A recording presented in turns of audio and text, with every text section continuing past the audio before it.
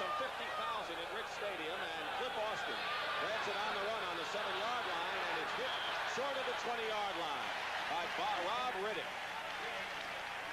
The offense for the New Orleans Saints. Kenny Stabler been shaky with injured knees, but he's in there. George Rogers, Hokie Gaijon are the running backs. Eugene Goodlow makes the start at wide receiver for Lindsey Scott. Jeff Groth, the other receiver. And the offensive line, one of the strengths. Lafari, Edelman, Hill, Oubre, and Brock. And Hobie Brenner is the tight end. At the 19-yard line, it's 1st and 10. Ken Stabler has twice as many interceptions as touchdowns thrown so far this year. Hobie Brenner is in motion. And George Rogers on the first play. Little extra effort brings it out to the 22-yard line. Ken Johnson made the tackle, and Johnson is starting for Sherman White at right end on the 3-4. Ben Williams and Fred Smerlas, the other two up front. The linebackers, Lucius Sanford, Chris Keating, Eugene Marv, and he's really one to watch, and Irvin Parker. And in the secondary, Dave Kilson, a rookie, starts for the injured Mario Clark. Chris Williams is the free safety, and Charles Romes, a veteran right cornerback.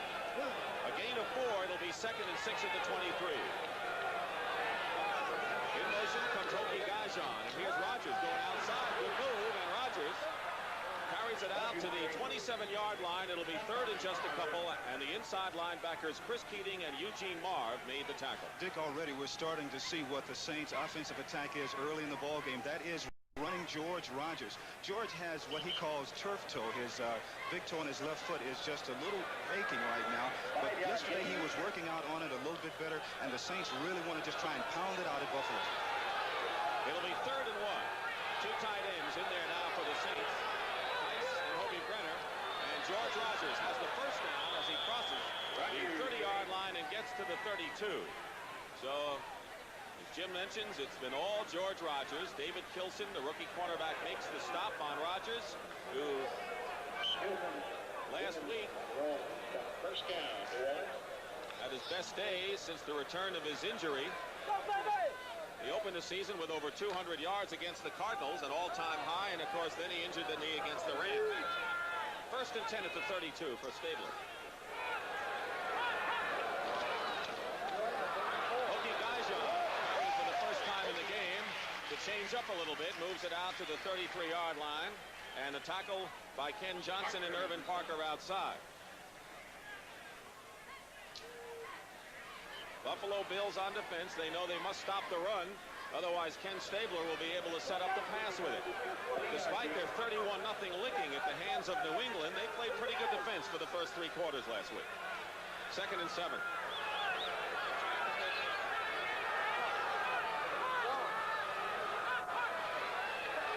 And on the draw play, Hokie Gaijon to the 36. It'll be 3rd now and about 5. The nose tackle Fred Smerlas, in his 5th year from Boston College, makes the tackle. Starting for his 4th year, he's been in 3 Pro Bowls in a row as Smerlas. And talking to Kay Stevenson, the coach of the Buffalo Bills yesterday, Dick, he was telling me that Smerlas has to play well today. He's been having some bad games. The Bills on defense have been giving up over 400 yards the last 4 games, and Smerlas must play well today in order to stabilize that 3-4 tackle. They have the dime defensive back, 6 of them in there now at 3rd down and 5.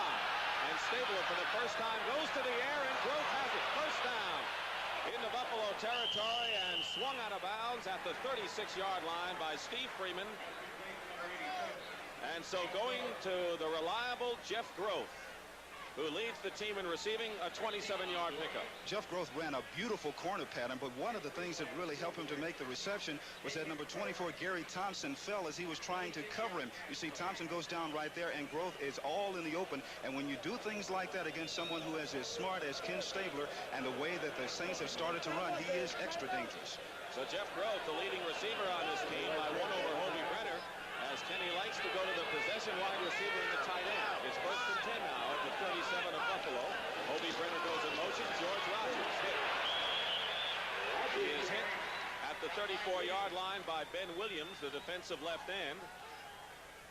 And a pickup of 3 yards on the play. He leads the team in sacks. He's from Ole Miss and was in the Pro Bowl for the first time in his career last year. Ben Williams has been in the league now for 8 years. He was telling me yesterday that when the Bills play good, they are very good, but when they are bad on their roller coaster ride, then he says sometimes they really stink up the stadium. He says the first possession or the first series of downs in this game today are very, very important for Buffalo. 2nd and 7 at the 34. No score, and the Saints are running. Obie Brenner, the tight end, goes in motion again. The pitch. This time to Rodgers. And Eugene Marv makes the tackle. They are sky high, the defense. He is the best of the linebackers and a big surprise. We have a penalty marker down as well. Eugene Marv, who was a 3rd-round draft pick last year. And from the crowd, you can tell it is against the Saints. The referee is Jim Tunney. And he'll mark it off right now. 27-yard pass from Stabler to Groth. Moved the Saints into Buffalo territory, but they've been stymied somewhat. You know, and I was talking to a lot of the players from the Bills yesterday, especially from their defensive unit, and they have surprised a lot of people. Here we are midway through the season, and they are tied for the division lead. Tunney brings it to the 44. Holding 62, still 2nd down. That's the 12-year veteran John Hill at center, who's guilty of holding, so it'll still 2nd down, but 17 yards to go. Right now, the Saints are out of field goal range, but not by much. Morton Anderson kicked a 50-yarder against Tampa Bay last week.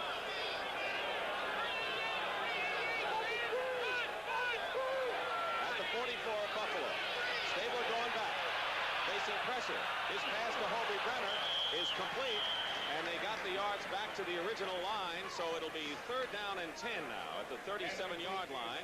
Lucius Sanford, the outside linebacker, makes the tackle on Obie Brenner, who is 2nd in receiving, 3rd-year tight end out of Southern Cal, and getting better and better. That's right, and that was a pretty good coverage by the Bills then, but Kay Stevenson was telling me that Ken Stabler is one of the few quarterbacks that if you have perfect position on one of his receivers, he can put it just out of reach for you, and that's exactly what he did then. Woodlow, Groth, and Duckett are 3 wide receivers at 3rd and 10 now. He's got time. Stabler fires it, knocked away. Michael Kennedy on the pass intended for Jeff Groth stops the drive. Free agent who played in Birmingham of the USFL had a shot with them, and now with Buffalo. Kennedy did a great job knocking the ball down just at the last second. And, of course, you have to give a lot of credit to the defensive secondary for the Buffalo Bills. They were covering the wide receivers all over the field as Stabler had a lot of time to throw.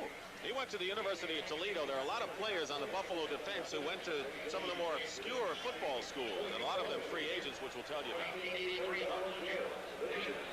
4th down, and Russell Erxleben, who's been bothered by hamstring problems the last couple of weeks, but he feels pretty good right now. And deep for the Bills is Rob Riddick.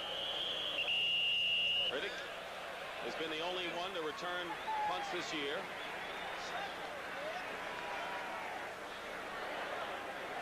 Riddick back deep for Buffalo. And a delay of the game called. Delay, offense, penalty decline. 4th down. A smart move by Buffalo then, Dick. Obviously, the Saints wanted to get the delay of game penalty just to give Erxleben a little bit more yardage in order to punt. But Buffalo says, no, we aren't buying it. Kick it from here. Saints opponents have returned 26 of 36 punts. That's the highest ratio in the NFL this year. High end over end, bouncing at the 12-yard line, and they're going to try and down it, but they can't do it. The Saints had an opportunity, but couldn't do it. And Bobby Johnson, who was the hero on defense of last week's game, couldn't keep it in the field of play. So it goes as a touchback, and Buffalo will go on offense for the first time today when we come back to Rich Stadium in a moment. 1st and 10 for the Bills on the 20-yard line. There's a malfunction with the 30-second clock. And the 30-second clock is not working properly right now. The offense for the Buffalo Bills, you're looking at Joe Ferguson, the quarterback that we've talked about, Joe Cribbs, and Booker Moore, Jerry Butler, and Frank Lewis, 2 of the better wide receivers you'll see. The offensive line, and Mark Bramer, the tight end. Joe Ferguson from Shreveport, Louisiana, and the University of Arkansas. In motion motion is the veteran Frank Lewis. And Joe Cribbs carries and is hit immediately at the line of scrimmage. And Bruce Clark, the defensive left end, makes the tackle. Derlin Moore and Jim Wilkes also up front. And the linebackers, Ricky Jackson and Whitney Paul outside, Jim Kovach and Dennis Winston inside. A very fine Saints defense. Kramer, Johnny Poe tied for the league lead in interceptions. Russell Gary and Frank Watlet in the secondary. Saints are ranked #1 overall in the NFC. Roosevelt Leaks comes in for Booker Moore at 2nd and 8 at the 22-yard line. In motion is the top draft pick, rookie Tony Hunter. They give it to Roosevelt Leaks, who with a head of steam has a first down at the 31-yard line, and it takes Russell Gary's strong hit to stop him finally, but not before Roosevelt Leaks in his 9th year has a first down for the Bills. You know, talking to some of the offensive linemen for the Bills yesterday, they were telling me that even though the Saints are big and aggressive and they like to intimidate a lot of people, they are starting to take this on as a personal thing, a personal challenge to them. They feel that the Saints are the best defensive unit that they have played so far this year, and with holes like that, getting Roosevelt Leaks into the secondary, if they can continue to do that, they feel that they'll have a good shot at winning. At the 31, 1st and 10, Tony Hunter moves again.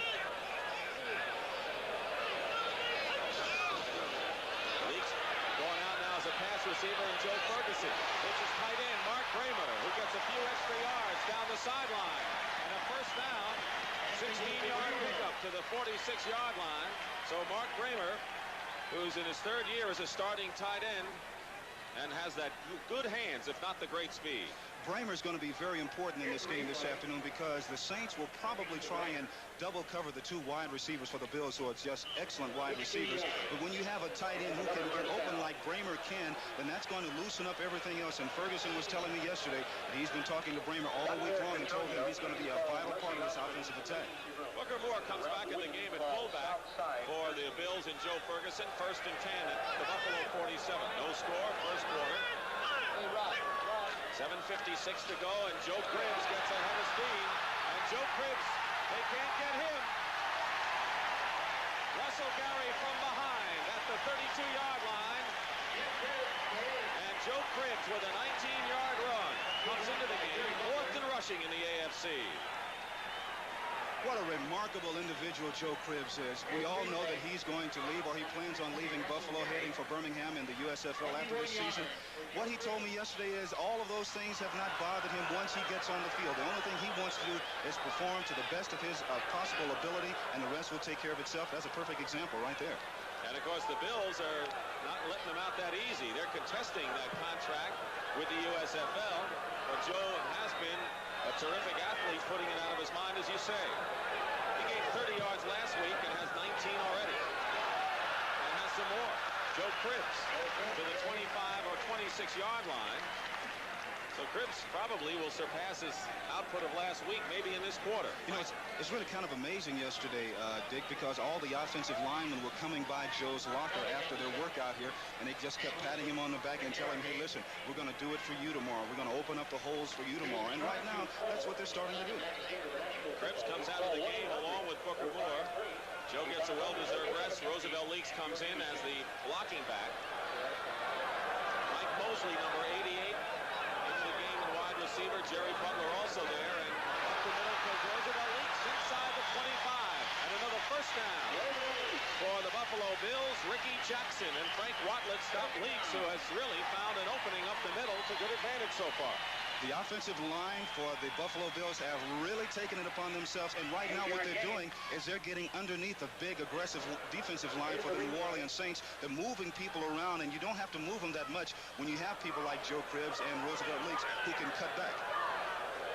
It is a 1st and 10 now at the 18-yard line of New Orleans. So Buffalo here in the first quarter with 5:48 remaining, and their biggest threat. Cribbs and Booker Moore back in there. In the I formation, Cribbs following Booker Moore's block is stopped at about the 15-yard line. Russell Gary from the safety position makes the tackle. Joe Cribbs, the 62-yard run last year against Miami, and that was the longest run from scrimmage for the Bills this year. The Giants open up with a 7-0 lead over the Dallas Cowboys. They've beaten Dallas twice in a row at home the last couple of years. Detroit leading Chicago 7-0. Baltimore over Philadelphia on a field goal. And Cleveland, 3-point lead over Houston. Second down 8 at the 16. Ferguson with a blitz. Going deep for Frank Lewis. No good. He was out of the end zone, and it is not a touchdown. And Joe Ferguson was hit hard and really stung back at the line of scrimmage and getting up slowly. Ferguson is one of the more durable quarterbacks in the NFL. He did not see Frank Lewis catch the ball at the back of the end zone line, but you see the tremendous lick that he took right there by number 52, Jim Kovacs. But Ferguson was telling me one of the reasons, as you see, 1 foot in and his left foot comes inbounds, his right foot is out of bounds, but Ferguson is a tremendous individual. He's a great competitor. He lifts weights during the offseason, which a lot of quarterbacks don't do. That's why he's been around so long. It is 3rd and 8, and Matt Koffler has come in at quarterback. He came in relief against the Jets. He's a second-year quarterback and a former second-round draft pick out of San Diego State. Out of the shotgun on 3rd and 8. Koffler going in the air, and Koffler hits Byron Franklin, the rookie from Auburn. It'll be close to a first down, and it should be a 1st and goal for the Buffalo Bills. I saw Franklin yesterday, and he was talking about, he says, hey, listen, when I come in the game now, don't forget me, because I'm going to do something that you can talk about. And here it is, a great reception here from Koffler. But one of the reasons why Koffler came in is Ferguson has a sore right wrist. He did not take a lot of snaps from center throughout the course of the week, and he's going to have to protect it a little bit more today. Koffler is 14 for 28 coming into this game. Hits his first pass, 1st and goal at the 5 for the Bills. And here's Joe Cribbs trying to go outside. Cribbs going in, and Joe Cribbs is stopped short of the end zone, and a penalty flag is down as well.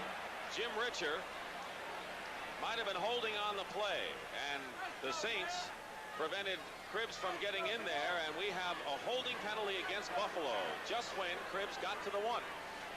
That's one of the things that Kay Stevenson was telling us about yesterday. He's so concerned about getting a sustained drive going and then have what he calls silly mistakes in order to kill the drive. And those holding penalties like that is a perfect example of what he was talking about. Jim Tunney marches it. The Bills were really hampered by mistakes, including penalties last week in the loss to New England. Holding, 51. Still first down. So Jim Richer, the former #1 draft pick who replaced Reggie McKenzie in the Electric Company. Number 51 right there holding. Right to the left of your picture. Ferguson comes back into the ball game. It'll be 1st and 15 right now. So as you mentioned, Joe has had that sprained wrist. Was shaken up on that incomplete pass to Lewis out of the end zone. 1st and goal at the 15 for the Buffalo Bills. No score, 4:11 to go in a quick-moving first period. And this pass is caught for a touchdown. Jerry Butler.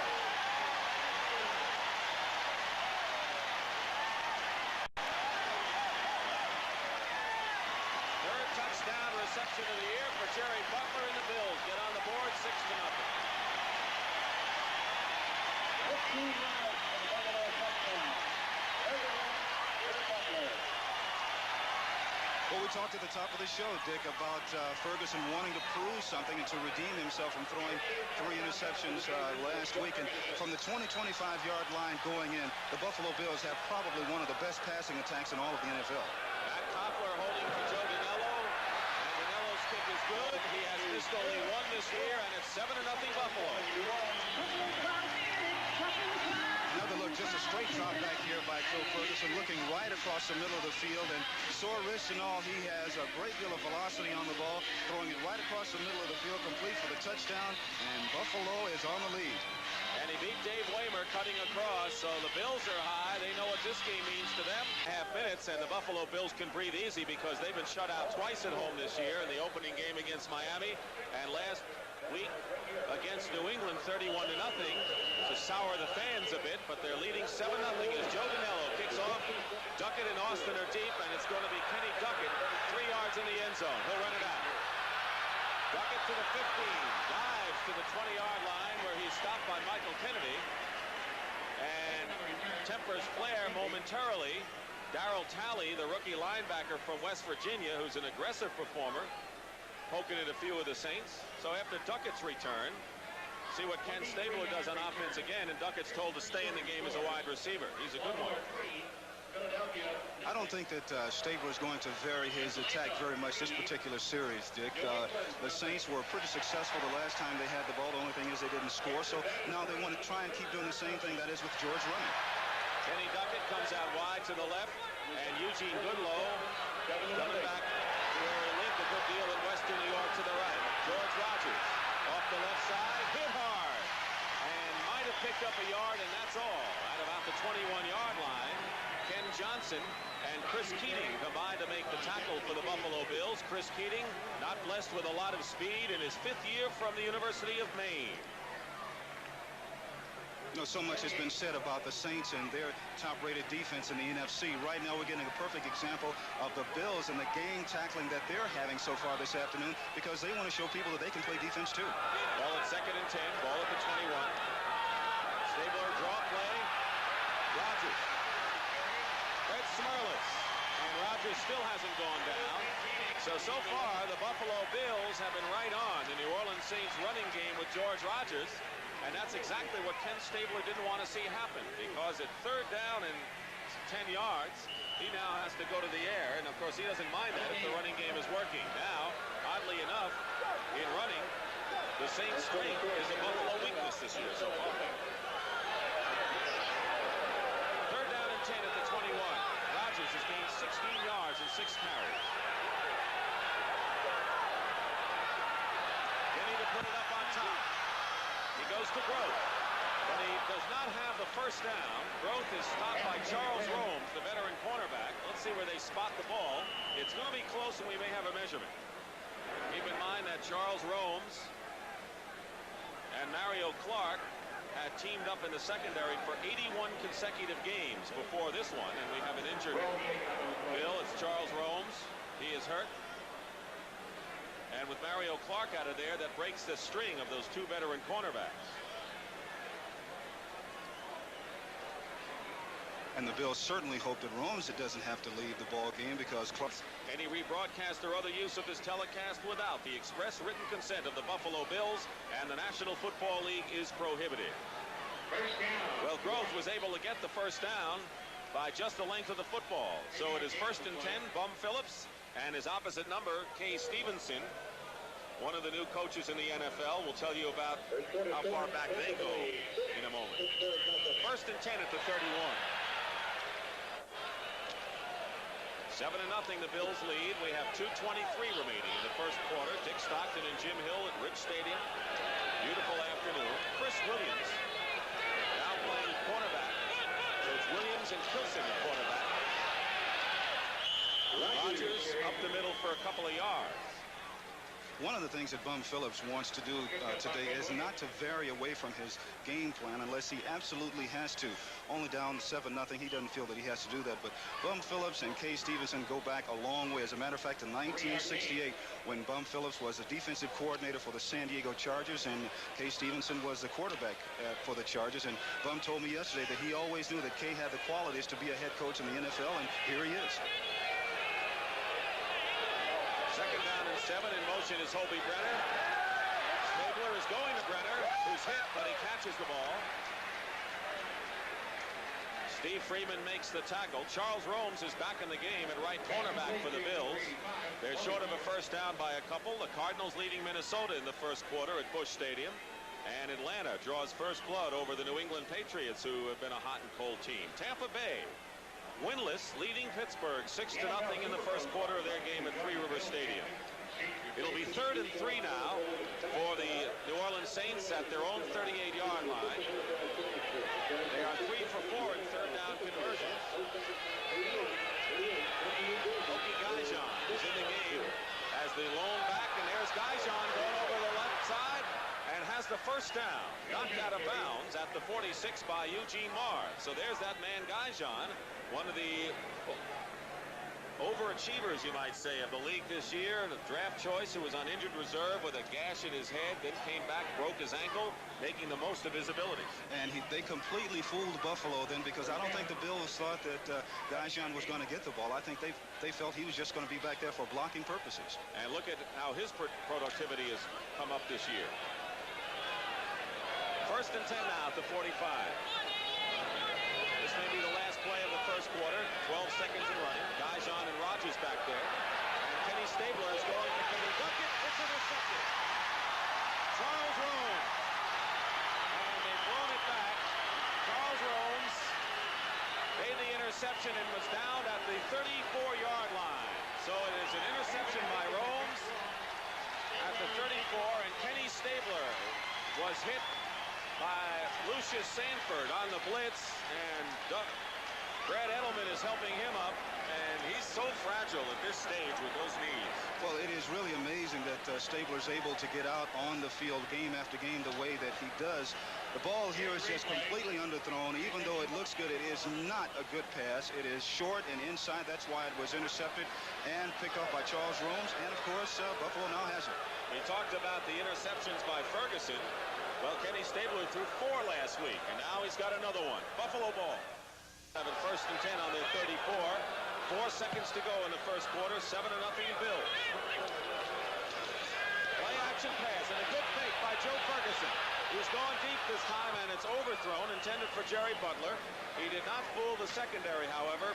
Frank Watlet and Dave Waymer were both back there defending on Jerry Butler. But that is the end of the first quarter here at Rich Stadium with the score. The Buffalo Bills 7, the New Orleans Saints nothing in a game between two teams, 5-3. New York, Dick Stockton and Jim Hill with the Bills leading 7-0. Joe Ferguson with a touchdown pass to Jerry Butler. 7-0 to score. It's 2nd and 10 at the 34-yard line. Joe Cripps, single setback and moving in the line. Mark Bramer, the tight end, moved. Let's see if he was thrown off. Cripps carried the ball. Penalty flag down. Bills played their best game 2 of the last 3 weeks against Miami and Baltimore before their disaster against the Patriots 31-0 last week. Going to mark it off.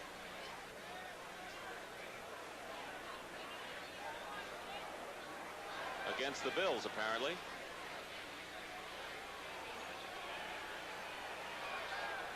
Came into this game kind of anticipating a low-scoring running attack, although Ferguson going to the air at times. Here's Jim Turney. 82. Eligible man move. May reset. The play is not killed. The penalty is declined. 3rd down.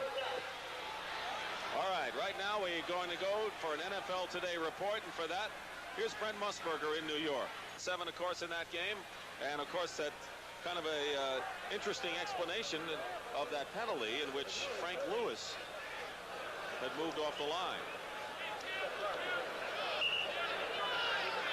3rd down and 10 at the 34-yard line. It was a penalty. It was declined. We saw Kenny Stabler. Question is whether he will come back.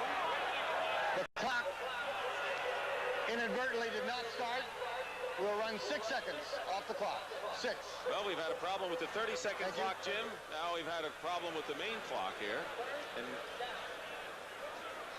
the Bills haven't had any problems with the offensive attack as Stabler looks like he's going to try and come back in. Knowing Kenny, unless he is just absolutely incapable of coming back, he's going to give it another shot.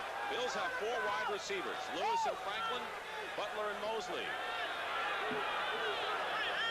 So with 4 wide receivers out of the shotgun, 3rd and 10 at the 34. And Ferguson fires. It's complete to Mike Mosley. The former wishbone quarterback at Texas A&M in his 2nd year.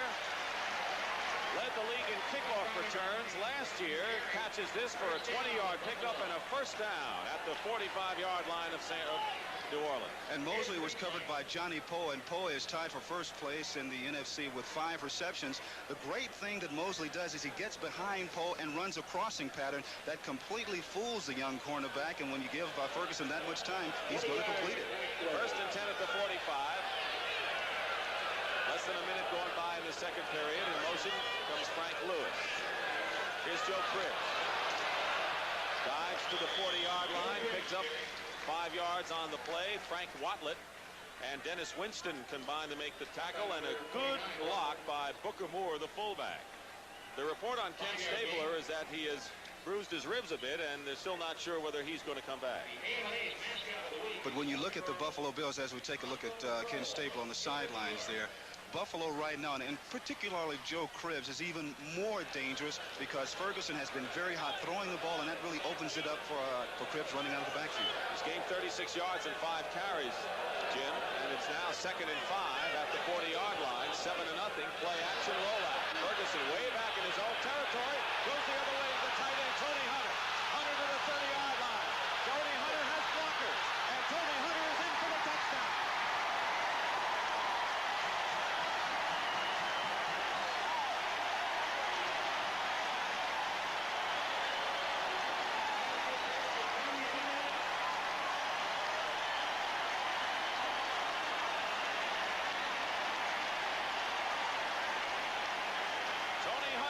First NFL touchdown on a big play, well conceived, on a tight end screen, and the former Notre Dame All-American and #1 draft choice scores his first NFL touchdown, and the crowd on its feet here at Rich Stadium. Joe Danello with Cochler holding will try to give the Bills their 14th point here. So right now this has been a Buffalo ball game. The kick is good. Stabler shaken up on the sidelines, and as you said, Joe Ferguson going to the air early and successful at it. Certainly has, and it just has to be a great feeling for young Tony Hunter because he's been injured most of the year, and he really hasn't performed the way that Kay Stevenson and the Bills would like for him to.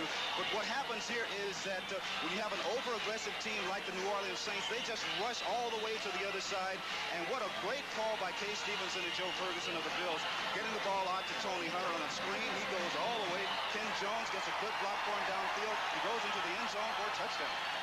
So for the second straight week, the New Orleans Saints find themselves trailing 14-0. It was Tampa Bay last week. They came back to win. Joe Danello kicking off for the Buffalo Bills, who lead 14-0. There's the scoring drive. They did it in a hurry. The 40-yard play on a screen to the tight end, Tony Hunter, who, by the way, had been injured and slowly coming back. Austin and Duckett are back. Ball bounces and Duckett at the 10. Little confusion by the Saints, and Kenny Duckett scampers out of bounds at the 10. It's been a game of which the blue-shirted Buffalo Bills, Gary Thompson, took advantage of the hesitation by the Saints. Darryl Caldwell also in on the play. And we have a new quarterback coming into the game for the New Orleans Saints. It appears that Dave Wilson is the quarterback. Here's Dave Wilson, first-round draft choice, and 81 in the supplemental draft out of the University of Illinois, team that you saw yesterday beat Michigan on CBS. He's got a very strong arm, and you'll see a different kind of offense with Wilson in there. He's completed 19 of 29, 1 touchdown and 2 interceptions in the time he's been in there this year. First and 10 at the 12-yard line. He doesn't have good field position starting out. George Rogers off left tackle. Brings it out to the 15 where Eugene Marv makes the tackle. One of the things about Wilson, I was talking to him yesterday, he said that he knows that sooner or later he's going to get to play a lot of football in this particular year. He's very much aware of the physical ability and the capabilities of Kenny Stabler, and he knows that Stabler is very fragile, and he's just going to mind his time. He says he's learned quite a bit from Stabler, and as we look at Stabler sitting on the sidelines, you just wonder how much longer that Bum Phillips will go with him. Second and 7 at the 15. Bum Phillips is indeed loyal to Kenny Stabler, as that's been chronicled many times. Obi Brenner goes in motion. Stabler swings it out. Rogers. Rarely do you see George Rogers Rogers go out as a pass receiver. He stopped at the 17-yard line by Urban Parker and Ben Williams. So George Rogers in a pass receiving situation, that's only his 4th reception of the year. We talked about Ken Stabler's problems with injury. Well, Dave Wilson sat out the entire 82 campaign after suffering a knee injury in the opening preseason game, and he underwent surgery, started 4 games in 1981. But the thing that he has on his side is youth, and he recovers a little faster. And he can go deeper and likes to go to the deeper men. Let's see if the offensive complexion changes for the Saints here. 3rd and 4 at the 18. Darryl Talley is in at linebacker. Wilson chased for the moment, and the pass was intended for Hokie Gaijon out of the backfield. Lucius Sanford put a lot of pressure on. Fred Smerlas, the nose tackle as well. So Bum Phillips trying to find the answer right now. His team is 5-3, and he wants to make sure that he gets the answer before they kind of lose it. Well, if he doesn't hurry up and get something going, they just may use it, even though they're only down by 2 touchdowns, and that's not a lot in the National Football League. The way the Bills have been moving the ball up and down the field with their wide-open offensive attack, Buffalo is really on the move right now, and the New Orleans Saints really have to do something to counter that, and in a hurry. Russell Ertzleben will kick from inside his 5, and Rob Riddick is back at the 40-yard line. Good high kick. Riddick sees a chance to run. Back at the 32. And thrown out of bounds. Hokie Gaijon throws him out of bounds. Riddick at the 41-yard line. A 50-yard punt by Ertzleben and a return of 8 yards. So that worked out pretty well for the Saints. But Buffalo will take over 1st and 10. We're back with 11:23 remaining in the first half. It's 14-0 in favor of the Buffalo Bills. They have a 1st and 10 on their own 40-yard line. They wanted to do a better job of running the ball this week, and so far they have, averaging almost 7 yards a carry between Leaks and Cribbs. It's going to be a draw play. Joe Cribbs and Dirt Winston. I want to see in white shirts. Jim Kovacs, the other inside linebacker, make the stop at the 41-yard line.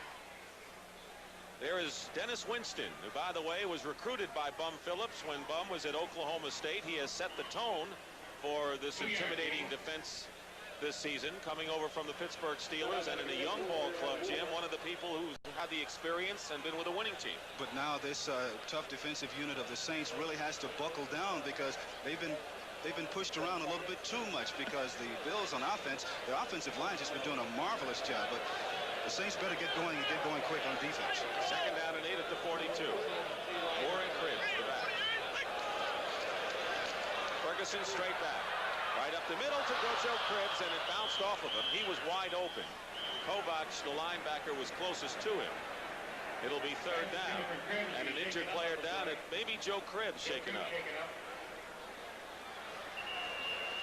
And that's the man you don't want to lose. Joe Cribbs.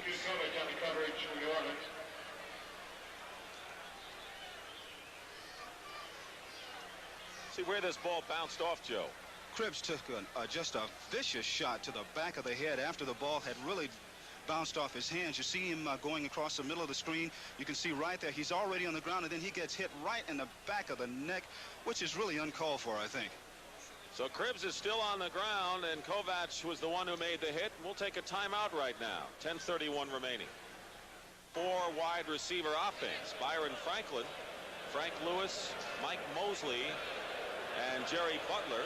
Mosley has caught a 20-yarder, and Franklin has caught a pass close to the goal line. Joe Ferguson, in his 11th season, was rated dead last among AFC passers last year and led the league with 16 interceptions. Right now he has 16 touchdown passes. Here comes the blitz. The pass is caught. Jerry Butler. And Butler has a 1st down in New Orleans territory. Russell Gary makes the stop. And that's what an experienced quarterback can do against the blitz. And that's one of the things that Ferguson was telling me yesterday that he was hoping that the Saints would do. The Saints have what they call controlled blitzing. And Ferguson told me yesterday, if you have the right play called at the right time, then you can really burn them on it. And this particular time, the Bills had the right play called, getting the ball out to Jerry Butler, picking up enough yardage for the 1st down. He's a game breaker and has been in his 5th year, a former #1 draft pick who actually started football in his sophomore year in high school, was in the band as a saxophone player in his freshman year. Rob see him now move, and replacing Joe Cribbs is still out. Booker Moore the other back. Play action, rolling out is Ferguson. Ferguson running, and finally decides to slide on the artificial turf at the 41-yard line. And that was a design play. Well, next Saturday we have 2 great college football games. Looks like Stabler's through for the day, Dick. It really, has his head down, hole in those ribs on the side. That's a very sad scene to see. Joe Cribbs back in the game, and Joe Cribbs carrying the ball has a first down at the 35-yard line. I think Joe Ferguson is really calling a terrific ball game, mixing his plays, the bootlegs, the rollouts, the fancy kind of play before it in a touchdown pass, and mixing the run and the pass. Well, I got the feeling from him yesterday that he was all fired up and ready to go. If they could have played yesterday, I think Ferguson really wanted to. And as we talked about earlier, he wants to prove something because for 11 years here, he feels like his performances have been taken for granted. And so far, he's done a remarkable job. This is his 96th consecutive start. Ties with Ron Jaworski of the Eagles, tops for active quarterbacks. Roosevelt Leaks is in the game, number 48, and Joe Cribbs carries again and just gets a couple this time. You have been right about why this game has gone the way it is, and it has been the offensive line of the Buffalo Bills, because you're going against the #1 defense in the conference and a good defense against the rush. And there you see, getting up slowly was Ken Jones, who lost a shoe. That just the offensive line has really been blowing out the Saints defense. They really have. The Bills feel that the Saints are the best defense that they've played so far this year. Coming up next, 2 5-3 teams. In fact, a mirror image of this game, the Rams of the NFC West against the Dolphins of the AFC East. 5-3 coming up for most of you. The Miami audience will not see the game. Mike Mosley replaces Jerry Butler, who was shaken up, and Ferguson completes the pass on 2nd and 9, and maybe another first down. Tony Hunter, the tight end who caught the touchdown pass, has it inside the 25-yard line, a 9-yard gain, and close to another Buffalo first down. What the Saints are going to have to start doing, Dick, is they're going to have to start blitzing a little bit more because they are not getting a lot of pressure on Ferguson. You see, he stands in the pocket. He gets a little pressure, but that's from his the defensive line. The Saints are going to have to start blitzing their linebackers just a little bit more. One time they blitzed before, but they got burned on a pass to Jerry Butler. But that's the only way that they're going to have to get pressure on Ferguson because he's red hot now. Joe Ferguson there, you see they're short of the first down by just a few inches. Joe so far has completed 6 of 9 passes for 111 yards and 2 touchdowns. He is red hot. Which bears up what he told you that, just because he's had a rough game after having 2 brilliant games. He threw 8 touchdown passes against Miami and Baltimore in the previous 2 before last week's contest. Oh, he's a great quarterback.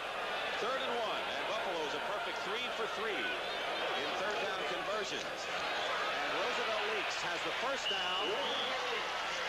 Terrific effort by Leaks and the help of the offensive line, and a first down to the 23-yard line. Frank Watlett, the free safety, makes the tackle on Leaks, who began his career with the Baltimore Colts and used to team up with Earl Campbell on the Texas Longhorns. Been a long afternoon so far for Bum Phillips. We have 6 minutes and 23 seconds to go in the second quarter. 14-0 to score. Buffalo has scored in each of the first 2 quarters on Joe Ferguson touchdown passes.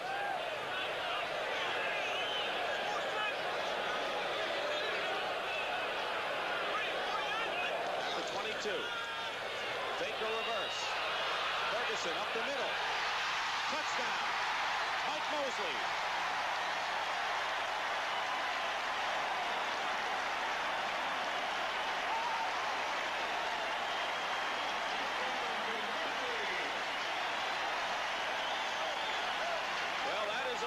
Mosley's 2nd reception in the NFL, but this one is a touchdown. So like Tony Hunter, Mike Mosley, who's in his 2nd year, has a touchdown reception.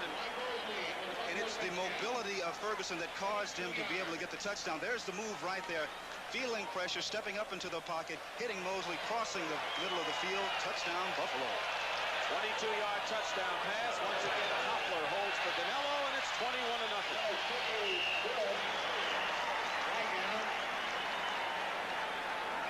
Penalty marker is down, however, so let's wait. Referee Jim Tunney Illegal use of the hands, 54. An illegal use of the hands penalty has been called against Eugene Marv, the kicking team of Buffalo. So the kick was good, and so Dinello's going to have to kick it over.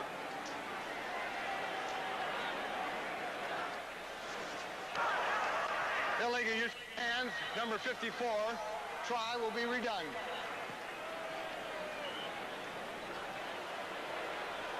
Mosley, in his second year with great speed, injured reserve in 81.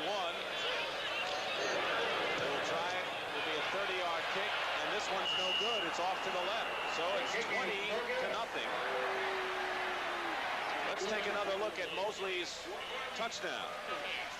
Here's a good ground level view of it, and like I mentioned before, the thing that does this is that Ferguson feels pressure from the outside. Watch him. He steps right up into the pocket and throws the ball like you're throwing darts. Mosley coming across the field feels a little pressure at the goal line and gets right in, but nonetheless, it is Buffalo over the New Orleans Saints 20-0.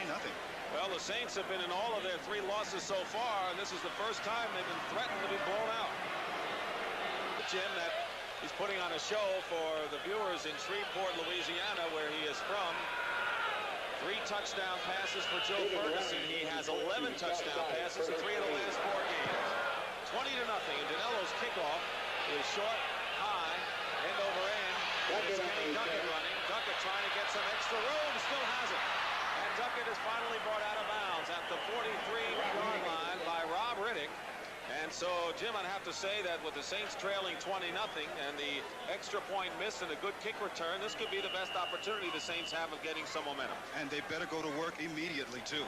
Ken Stabler on the sidelines, perhaps finished for the day, as is Jerry Butler of the Buffalo Bills. The wide receiver is also out with a knee injury. Test pilot. Seconds remaining in the second quarter. Dick Stockton and Jim Hill at Rich Stadium, Orchard Park, outside of Buffalo.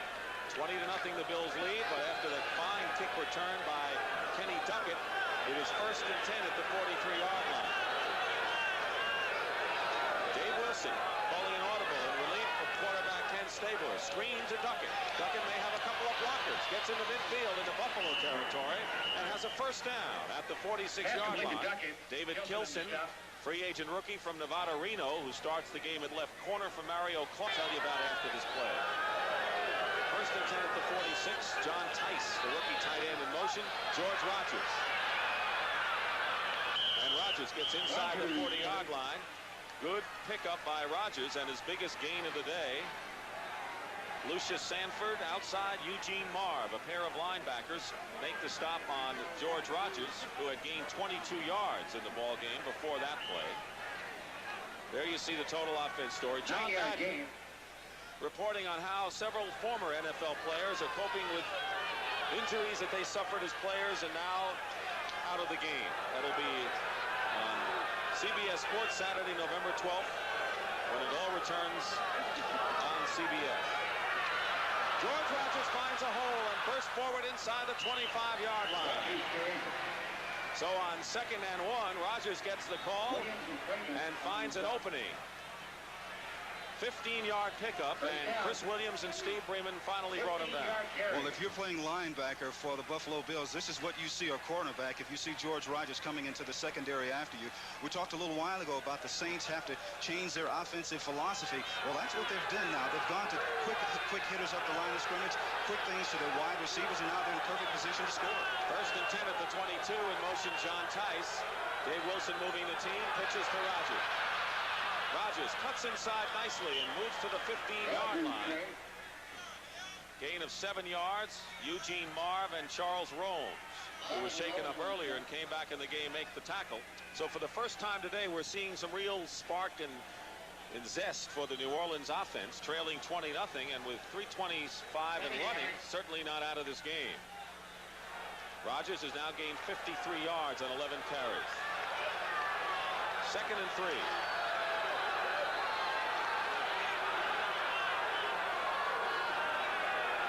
Is the one back, and it's Rogers' ball tripped up at the line of scrimmage by Chris Keating.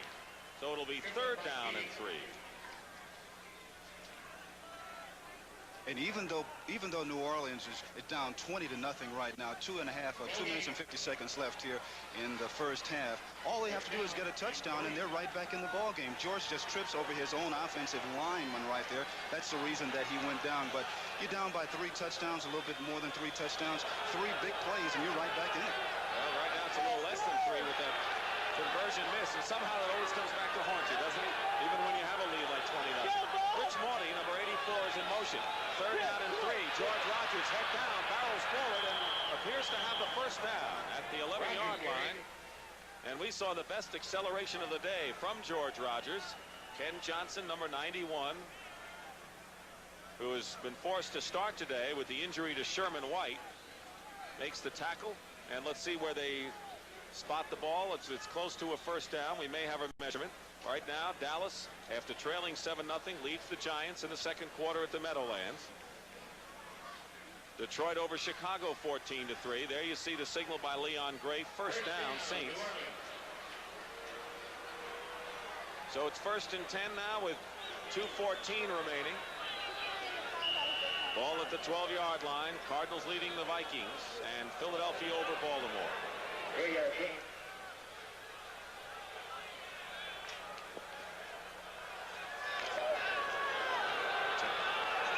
First down and 10. The ball at the 12-yard line. And our 2-minute warning will interrupt the play right now, and this is going to be an important meeting for the Saints, who trail 20-0, looking to get on the board. Changes in the offensive line for the New Orleans Saints. Dave LaFari, the left tackle, is now at right tackle. Kelvin Clark is at right guard for Louis Oubre, and Leon Gray now moves to left tackle, number 72. So Brock is out of the game, and Oubre out, the starting right side out of the game. It is 1st and 10 at the 12. 2 minutes remaining in the first half. 20-0, the Bills lead. Wilson to Tice, touchdown, Saints. And so 12-yard pass to John Tice, the rookie from the University of Maryland. And it is the first NFL touchdown for Tice, who is a 3rd-round draft pick. So this is quite a day for receivers with their first NFL scores. Tony Hunter and John Tice, a couple of tight ends, and Mike Mosley, a wide receiver.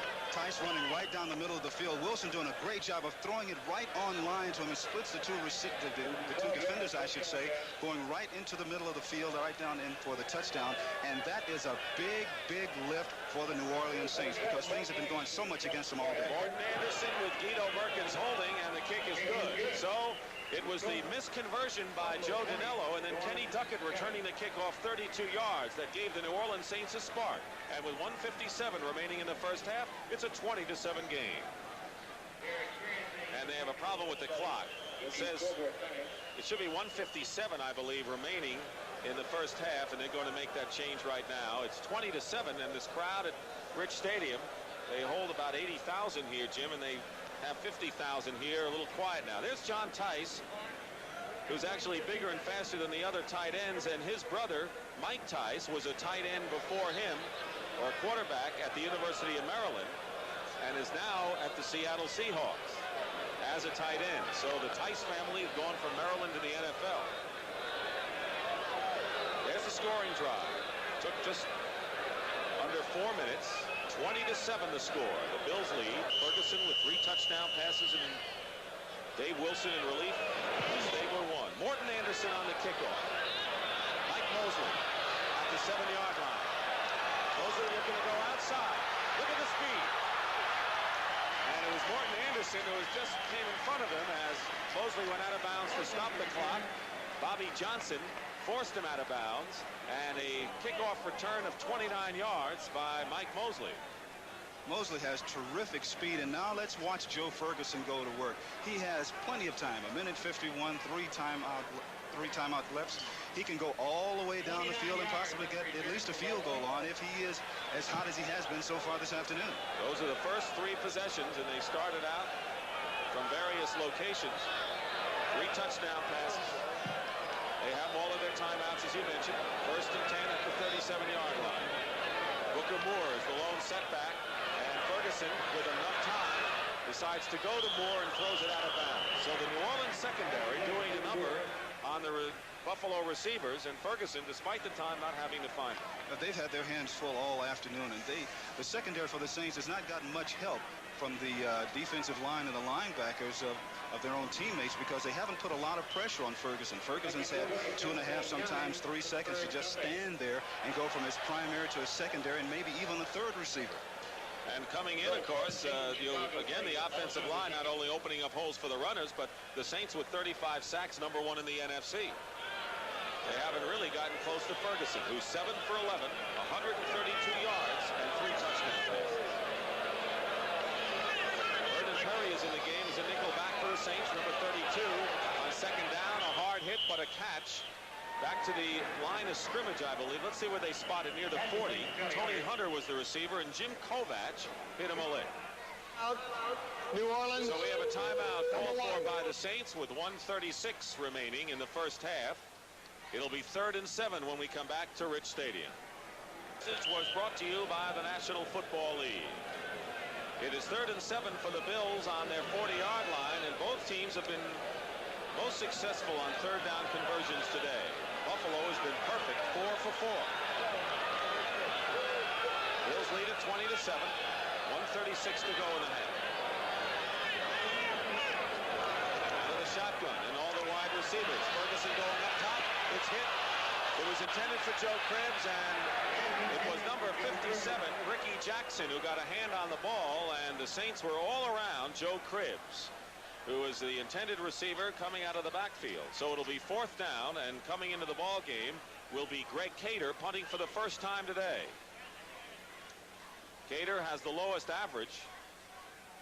Groth will be the single safety. Cater is the lowest average in the American Conference in punting.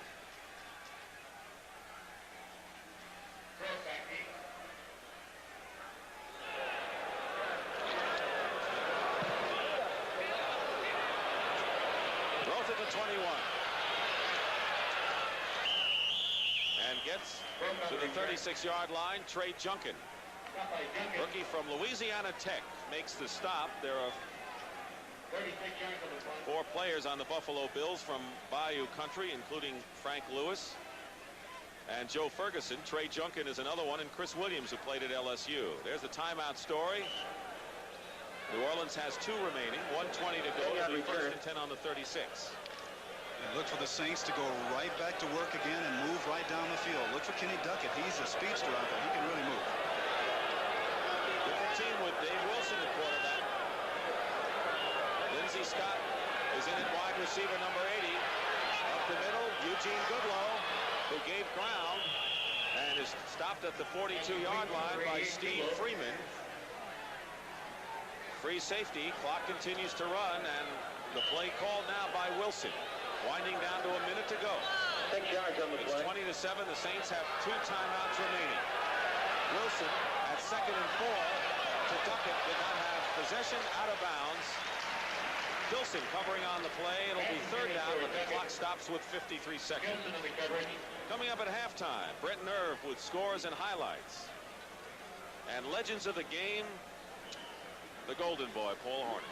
You don't find a legend that has been around even longer than Paul Hornung. Well, what a terrific running back he was with the Packers, and it'll be interesting to see what we'll have to say about him. He's a good one. And a place kicker. Score a lot of points. The 37-0 championship game between the Packers and the Giants in the 60s. Meanwhile, right here, it's 3rd and 4 for Dave Wilson. Saints would like to get in a position to try for a field goal at least before the end of this half. Wilson going to a wide open Lindsey Scott, and the pass was behind him and overthrown, but Lindsey Scott was wide open.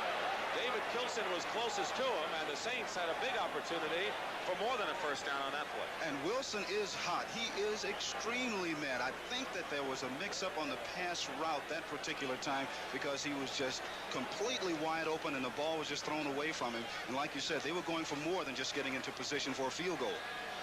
It is 4th down, and Russell Erxleben will kick it away with 48 seconds to go in the half. Rob Riddick is back for the Buffalo Bills. Erxleben has punted well so far today. Riddick is going to have to let it bounce at the 24. High hop for him. Jimmy Rogers misses it, and he is stopped at the 19-yard line. 20-7 to score. A 44-yard punt by Ertzleben, and Riddick brings it back 6 yards. Joe Ferguson with 3 touchdown passes.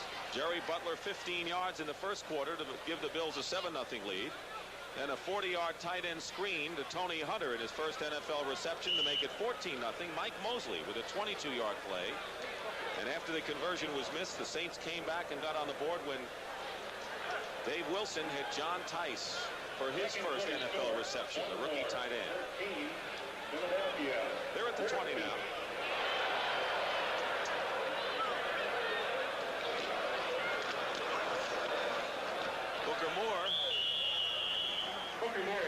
Booker Moore has really had to fight the odds, hasn't he, to get a chance to play in the NFL after being a #1 pick. He's had injuries to go against him. He's had to play behind people who have had better credentials, but somehow he just hangs right in there and does the best that he can whenever he gets an opportunity. And of course that nerve disorder.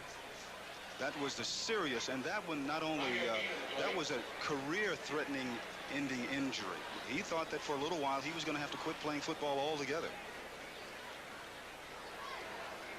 Timeout. Saints, they have 1 remaining. Buffalo still has 3. Kovac just conferring a moment ago with Bum Phillips. It'll be 2nd and 5 at the 25 with 26 seconds to go. The timeout story. Saints still. Henderson with a very powerful leg gets set to kick off for the New Orleans Saints, and he'll be kicking to Mike Mosley and Van Williams, who are deep. Mosley to the left and Van Williams to the right. Buffalo Bills lead it 20-7. One of these teams will go 6-3, and the Bills will remain in a tie or take over first place in the AFC East, or the Saints will tie or remain a game behind in the NFC West. As we start the second half of the game, second half of the year, Mosley returning for Buffalo. Good cut inside and brings it out. Penalty markers are down as Mosley returns to the 35-yard line. Frank Watlet made the tackle.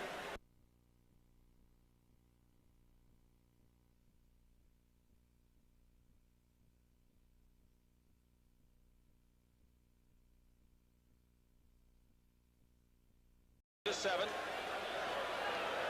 One of these teams will go 6-3, and the Bills will remain in a tie or take over first place in the AFC East, or the Saints will tie or remain a game behind in the NFC West. As we start the second half of the game, second half of the year, Mosley returning for Buffalo. Good cut inside and brings it out. Penalty markers are down as Mosley returns to the 35-yard line. Frank Watlet made the tackle. Joe Cribbs with 49 yards and 10 carries, the leading rusher for the Bills. George Rogers, 56 yards on 13 carries, leads the Saints. The penalty is against Buffalo.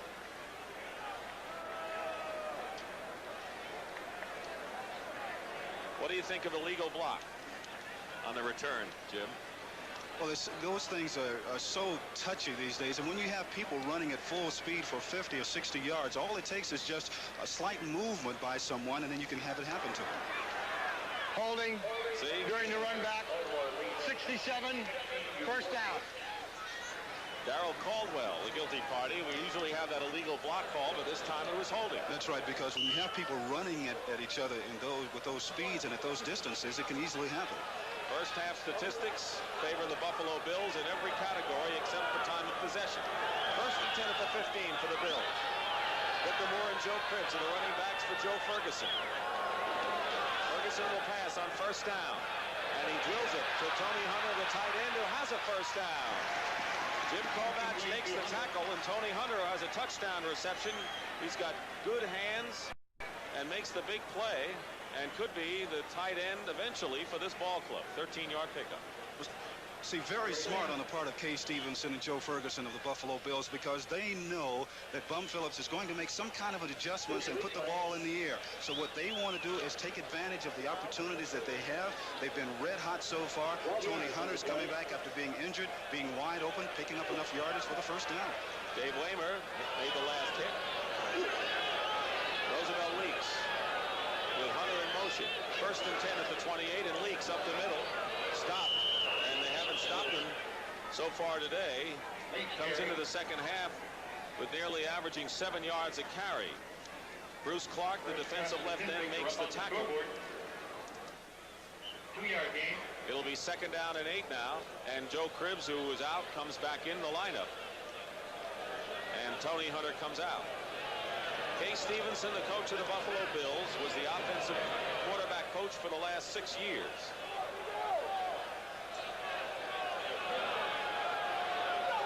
Second down and 8 at the 29. And here's Cribbs. Good run by Joe Cribbs, and head down gets a little extra impetus.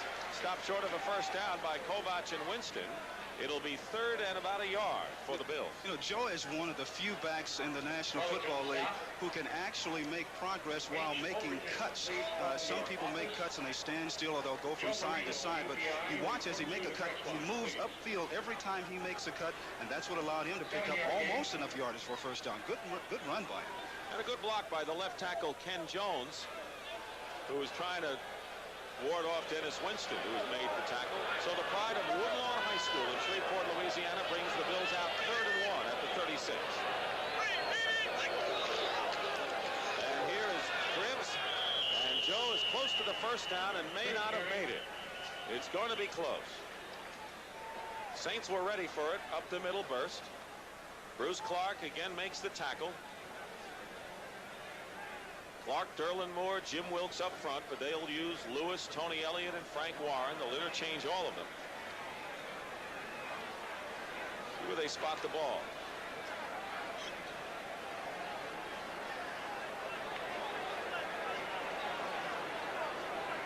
He is short of a first down. And the punter, Greg Cater, comes into the ball game.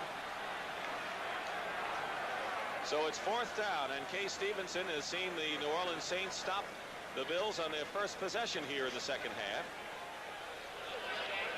So Greg Cater is in to punt for the Buffalo Bills. He hasn't averaged over 40 yards per punt in any of his 4 NFL seasons. They go through a lot of kickers here because of the elements, although today we don't have much of a wind problem. Groth is back. Jeff Groth for the Saints.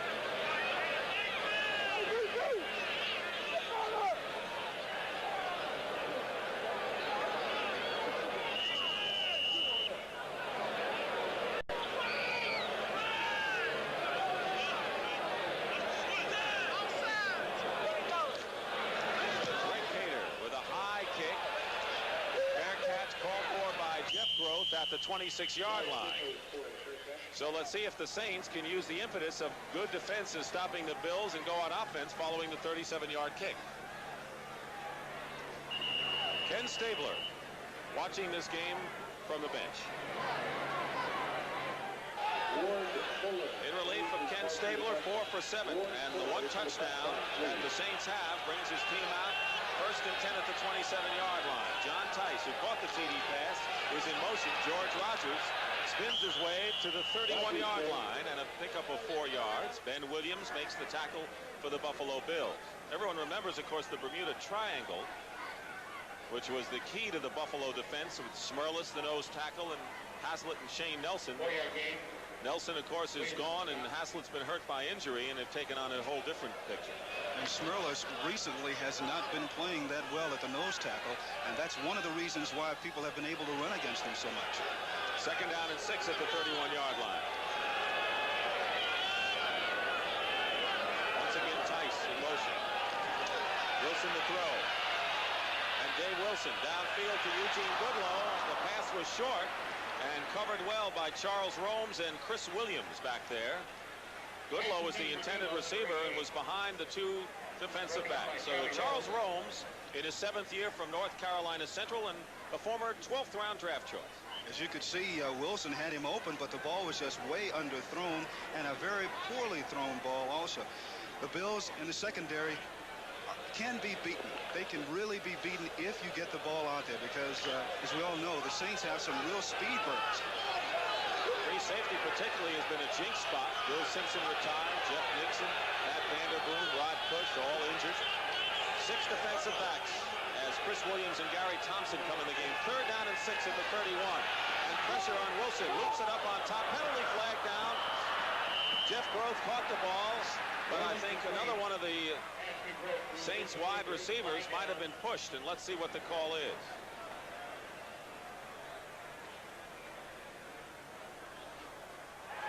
Apparently it's against Buffalo. The Saints have been pointing, and the Bills are applauding. Someone's wrong out there.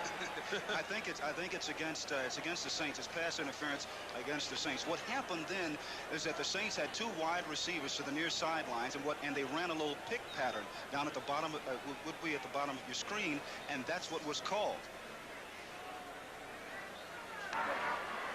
Offensive pass interference, number 88, decline. 4th down. Eugene Goodlow, the penalty, and let's see if we can pick it up here. As you watch Goodlow, number 88, watch him run a little pick pattern right here. He pushes off and pushes into the other defensive back, which is what allowed you see Goodlow running down. He's holding his hands up, but that's why the penalty was called, for the pushing off right there. He pushed Chris Williams, so Russell Erxleben in the punt on 4th down and 6. Kind of a play that people were talking about the 49ers using the year they won the Super Bowl. Rob Riddick is back at the 25-yard line for the Buffalo Bills. It bounce at the 30-yard line, then picks it up and is smothered at the 32-yard line. So each team has had a chance. Jim Peterzak makes the tackle. A 39-yard punt. It'll be 1st and 10 Buffalo when we come back. Buffalo Bills on the 32-yard line, 20-7 to score. Buffalo scored the first 20 points thanks to Joe Ferguson's 3 touchdown passes. They've missed a conversion today.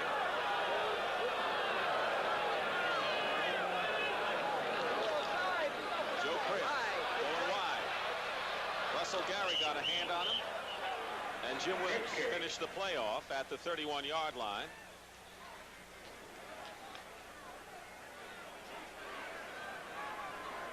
So the Saints read that play. It'll be 2nd down. Call it no gain. 11:34 remaining in the 3rd quarter. The score is 20-7 in favor of Buffalo. Mike Mosley, who caught a touchdown pass, comes into the game. And Booker Moore goes out. Kurt stays in. And one of the things that Buffalo does not want to do now is go into a shell and get conservative, because it will not take the New Orleans Saints very long to get back into it. Frank Lewis and Mike Mosley are flooded to the left side. Ferguson looking that way, rolls out, drills it, and the pass is caught by Frank Lewis at the 41-yard line. So the native of Houma, Louisiana, with a 10-yard reception. He's 36 years old, but he plays 10 years younger and just keeps going on, doesn't he? He is such a smart receiver that it just amazes everyone how he continues to play at the high level of consistency that he does. Ferguson does a great job of throwing the ball on a line with 3 people around Frank Lewis, but he still comes up with a reception. Shy of a 1st down by less than a yard. It'll be 3rd and less, and into the ball game now is Roosevelt Leaks, number 48. He's the short yardage back. Booker Moore also in there, and here comes a blitz, and Leaks has the 1st down. Slices off the left side to the 43-yard line. Call it the 44. Jim Kovach makes the tackle, but they were looking to clog the middle, the Saints were on that play. They certainly were, but they ran to the outside on a slant pattern, picked up enough for the 1st. Dallas and the Giants in a close one at the Meadowlands. Cowboys leading. Detroit over Chicago 17-3 in the 3rd quarter. The Cardinals continue to lead Minnesota 20-10. Close one in Philadelphia. The Colts over the Eagles. 3rd quarter. In that game, Harold Carmichael has thrown a touchdown pass to Mike Quick. 1st and 10 at the 45. 9:35 remaining in the 3rd quarter. Ferguson has a lot of time and going up top to Joe Cribbs, and it's almost intercepted by Frank Watlet. Here's an interesting story about Watlet, who got a chance to start when Tommy Myers was hurt in his 1st year against the Rams. He was really nervous, and Bum Phillips went up to him 5 minutes before the game and said, "Frank, you're going to start this game." And he was nervous. He says, "Don't worry, they can't kill you, they can't cook you, they can't eat you. Just have fun." And he made an interception against Pat Hayden in the 1st series. And almost came up with an interception this afternoon on that particular play. Bum Phillips knows how to handle people, doesn't he? He is marvelous. You won't find coaches any more honest than Bum Phillips. 2nd and 10 at the 45. No scoring so far in this third quarter. Saints look like they may be showing blitz. Here comes the linebacker coming in, Whitney Paul, and that pass intended for Tony Hunter was overthrown. Let's check some more scores. The Atlanta Falcons leading New England. Boy, the Patriots are like the Bills, hot and cold, because Atlanta goes against New Orleans next week at the Superdome. Tampa Bay leading Pittsburgh. Give them a little time. That's what some people are saying. Cleveland and Houston are tied at 10 in the third period. Bill Capice with 3 field goals for Tampa Bay. 3rd and 10 at the 45. Saints would like to get the ball back. They know that if they get a touchdown, they're within 6. They put the pressure on Ferguson, and Frank Lewis, the intended receiver, and is overthrown with Dave Waymer covering on the play. I think we've seen 3 consecutive plays where the passing routes have been where they just have not been coordinated. These are the kinds of things that Kay Stevenson is really worried about. His team has gone so well in the first half, and now here in the second half on their roller coaster ride, that roller coaster is headed on a downswing. Greg Cater will punt from his 30-yard line, and Jeff Groth is back at the 20. The Bills have had pretty good coverage on their kickoff teams, not so much on their punt return teams this year, or punt coverage teams. It's a good high kick. And Groth has to call for the fair catch inside the 20-yard line. Nothing wrong with what Cater did there. 9:12 remaining in the third quarter, and a 38-yard punt, no return, which is what you always want. And let's see what the Saints do on offense when we come back.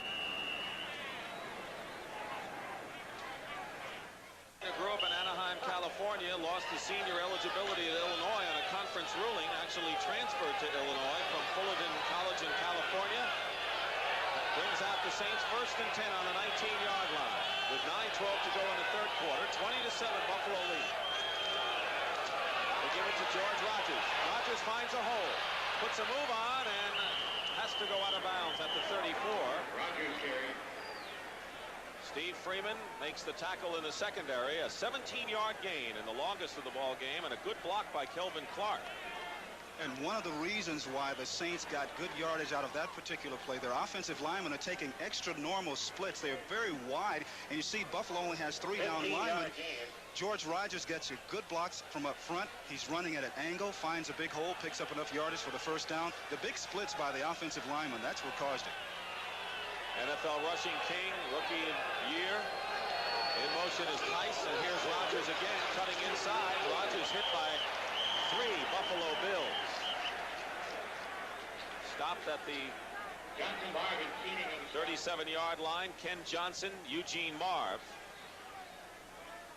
make the tackle. The Bills defense has just been so aggressive this afternoon. They have had their breakdowns here and there, but for the most part, they've had an excellent afternoon. They get 3, 4, sometimes 5 defenders around the ball carrier. 5 people on George Rogers then. Rogers has gained 78 yards in 16 carries. 2nd down and 7 at the 37-yard line.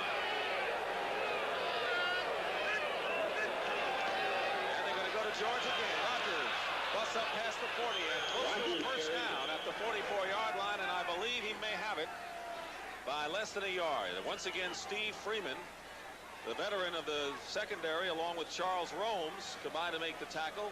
Freeman in his 9th year. And Rogers may have a first down. We're going to measure it, but from our vantage point, it's awfully close. Looks to me like he has it by the length of the ball.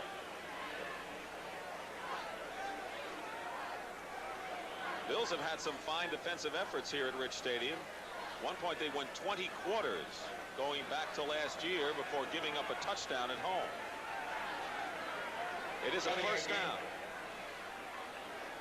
First down, New Orleans. George Rogers out of South Carolina. He had surgery on calf muscles this year in his foot because they were cramping up on him, similar to Mary Decker had similar surgery. That's right, and then he had the knee injury. He's just been hurt all year long. First and 10 now at the 44-yard line. 7:58 to go in the third. Pressure on Dave Wilson.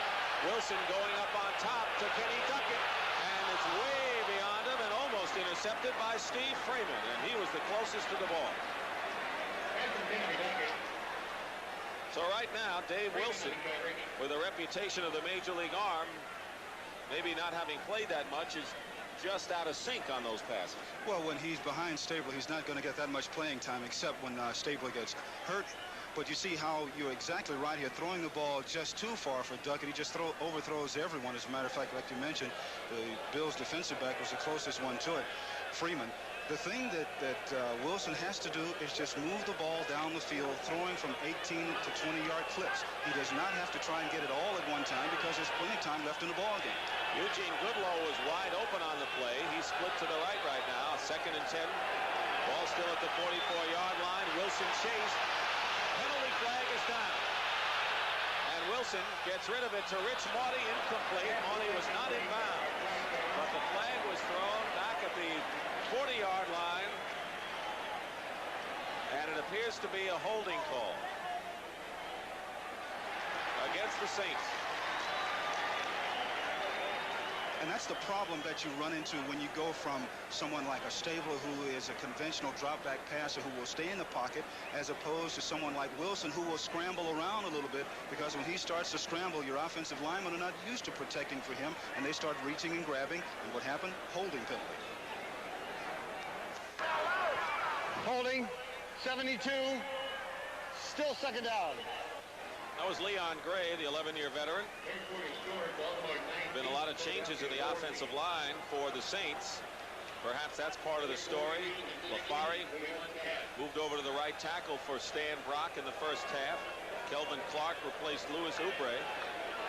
Brock is back in there now, but Gray has been in there. 2 penalties in this game. 2nd down and 20. John Tice in motion. Wilson dumps it off to Hokie Gajan. Gajan still on his feet, gets to the 40-yard line. And it'll be 3rd and about 14 coming up as Ken Johnson, Eugene Marv continue to play excellent defense, make the play. Gajan goes out of the ball game out of LSU, 10th round draft choice a couple of years ago. Of course, the Saints really miss Wayne Wilson. In fact, with all of the great play of George Rogers, Wayne Wilson may be the most important offensive threat that the Saints have as a receiver, blocker, runner, what have you. Because he can do it all, and it takes just a little bit of pressure off George. And a return man, too. 3 wide receivers in there for the Saints, 3rd and 13. Wilson looking for one of them, has Eugene Goodlow. And Goodlow has it. It is a catch and a 1st down at the 35.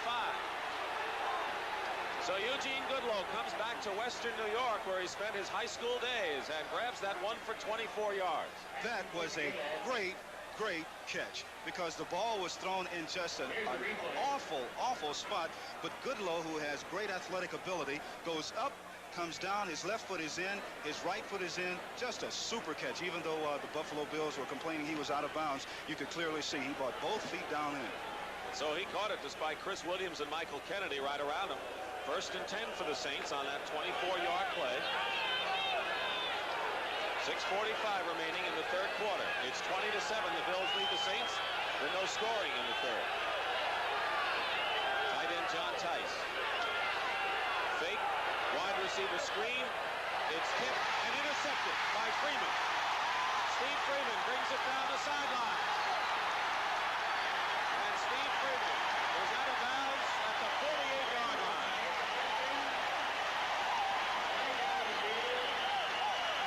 Penalty flag has been thrown as well. The pass was tipped and picked off by Steve Freeman. 3rd interception of the year if it sticks, and it should. The veteran on the sidelines. An illegal block on the return. The interception will count, and they will penalize the Buffalo Bills. But it is a post-possession foul. And the reason that the pass was tipped and intercepted is because Wilson threw it low. He did not throw it high enough. He had his receiver wide open. He just didn't get it out there. Illegal use of the hands during the run back. Number 43. First down. Obi Brenner was the intended receiver on the play. The penalty's on Dave Kilson, but Steve Freeman, now with his third interception of the season, leads the Buffalo Bills. Here's exactly what we were talking about. Wilson pumping. Now watch, he does not throw the ball high enough to get over the defensive people right there. If he throws it just a little bit higher, then it's going to be completed. But instead, it gets tipped. Freeman comes up with his third interception of the year. Buffalo has the ball. And the return of 29 yards, and so the Bills snuff out the Saints' threat here in the third. Reserves have played well for the Bills on defense. Ken Johnson up front and David Kilson here. And Kilson is the man that gets back into the secondary and tips the ball. Wilson once again didn't throw it high enough, but Kilson does a great job of knocking it off its original pattern, and Freeman coming up with the interception. First and 10 Buffalo on their 34-yard line. 6:31 to go in the third quarter, leading 20-7. Joe Cribbs is hit and stopped by Bruce Clark behind the line of scrimmage. Clark has excelled on defense for the Saints in this game, and you're looking at Buffalo's last 4 possessions. You saw earlier in the game their first 3 resulted in touchdowns. The Saints defense has held, but New Orleans has not been able to move the ball, and Buffalo's defense has really been tough. And I think, of course, New Orleans has tried to do it all in 1 or 2 plays instead of trying to methodically move right on down the field. And we're starting to see just a little bit how Buffalo is really starting to go into a shell. It seems like they're trying to give New Orleans a chance to get back into the game. Number 33, second and 11. Ferguson is blitzed by Kovac, and nobody picked up the inside linebacker from the University of Kentucky, who someday wants to pursue a medical career. Leads the team in tackles. Kovac on an important blitz for the Saints. We talked earlier about why that Buffalo had been having so much pass protection, and this is one thing that can really ruin it. You see 52 Kovac coming in from the left-hand portion of your screen. Earlier in the game, I was wondering why they weren't blitzing any more than they have been. Now they start to do it just a little bit in the second half, and they need to keep it up in order to keep the pressure on Ferguson. They still have time, despite the fact we haven't had any scoring here. 5:19 and running. Kovac and Dennis Winston, 2 tough inside backers. Now Reggie Lewis and Tony Elliott come in as pass rushers for the Saints. That was a 15-yard loss, by the way, on that Number sack. 1. Timeout called by Buffalo right here. Their first of the second half. They have 2 remaining, with 5:12 remaining in the third quarter. It is third down and 26 following the timeout by the Buffalo Bills, who lead it 20-7. Now that sack by Kovac, the 36th of the year for the Saints. They had only less than that last year in 9 games. They have almost doubled their output. Ferguson 10 of 18 for 156 yards. So Lewis and Elliott, the pass rushers, putting the pressure on Joe Ferguson. Back at his 10-yard line, forced out of the pocket, and Ferguson fires downfield on the run. And the pass almost caught by Perry Tuttle. Perry Tuttle had beaten the secondary and couldn't hold on to that running pass by Joe Ferguson. Russell Gary defending on the play. Number 1 draft pick last year out of Clemson.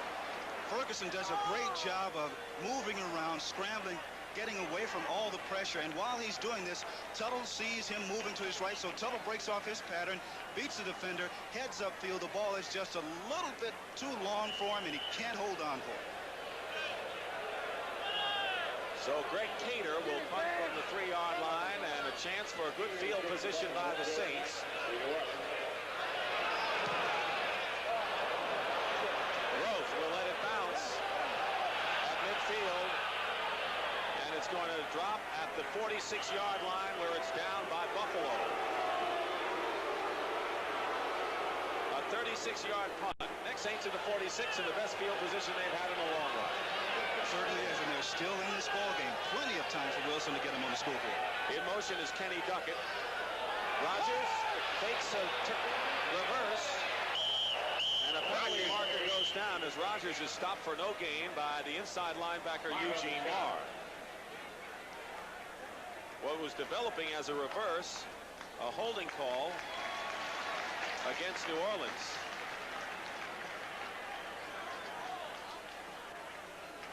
Talked about an important man missing from the Saints lineup today, Wayne Wilson, who actually gained 100 yards or more for 3 straight games, something that even George Rogers hadn't accomplished, and a good receiver, an important man, and I think they really miss him a lot. They certainly do.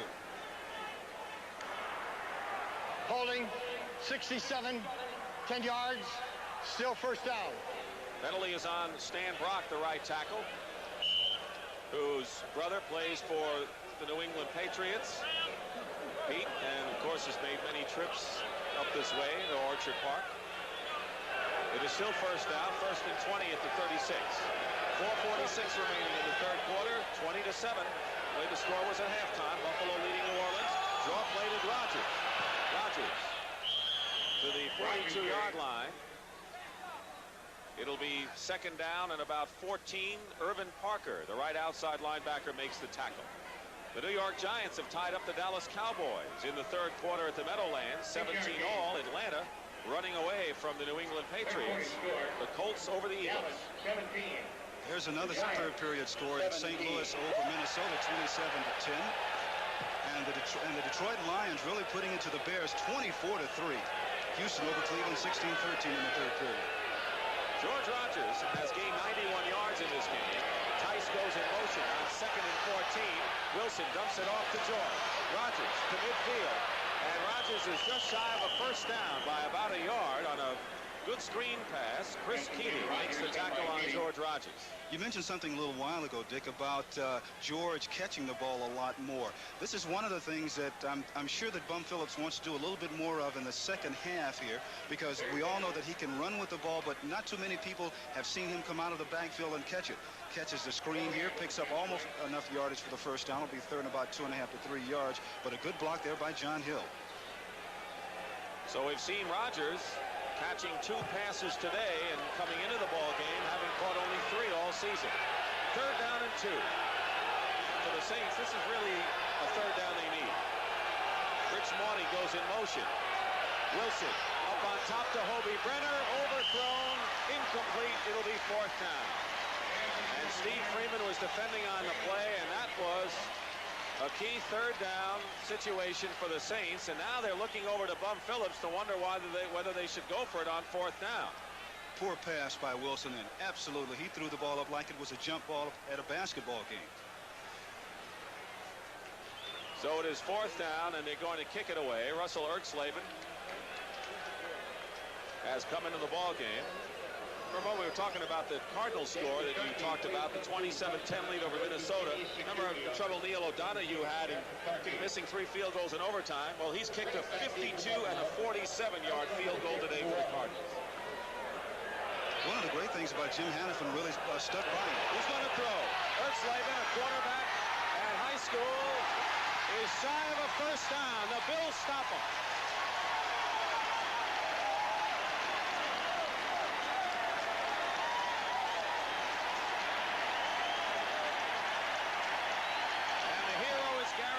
A free agent cornerback out of the College of the Redwoods in Eureka, California. And there you saw Bum Phillips kick the ground in disgust. Erxleben carried for 1 yard. Thompson made him pay for this one. He starts up, fakes it, starts to his left, to your right. Now watch number 24 come from the right-hand portion of your screen. He's going to put his left shoulder right in and knock him backwards, preventing him from making the first down. Here's another look at the hit. Now here is contact at its best right there. That's when you know you've really knocked somebody down, when you hit them and they just fall backwards like that. So Buffalo takes over 1st and 10 on their own 46-yard line, still leading 20-7. Joe Cribbs following blockers outside. Head down, gets to midfield, and out of bounds at midfield. Want to remind you, coming up next for our viewers, with the exception of the Now as Cribbs goes, runs out of bounds. Here comes Winston at the right-hand portion of your screen, number 56. Nothing wrong with that right there. The only thing we can assume is that as they rolled out of bounds and while they were out of bounds, there was some extracurricular activities. 1st and 10 Buffalo on the Saints' 36-yard line. Joe Cribbs gets a couple of yards.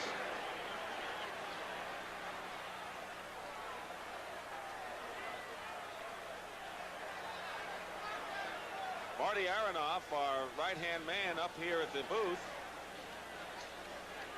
tells us that Winston might have gotten hit or felt he got hit by someone not in uniform on the Bills sideline, and perhaps Sherman White, the defensive end who's not playing in this game and was shaken up. Whatever it was, Dirk Winston got kind of angry and was called for the foul. Meanwhile, it is 2nd and 9 at the 35-yard line. Dennis Winston. 2:08 remaining, third quarter, 20-7 the score. Ferguson wants to up the lead, and Ferguson finds Mike Mosley, and a first down inside the 25, and another penalty marker is down. 12-yard pickup. Frank Watland and Johnny Poe make the tackle, and we'll have a face mask call against the Saints. The Saints are self-destructing right now. That's all they're doing. They know how important this game is to them.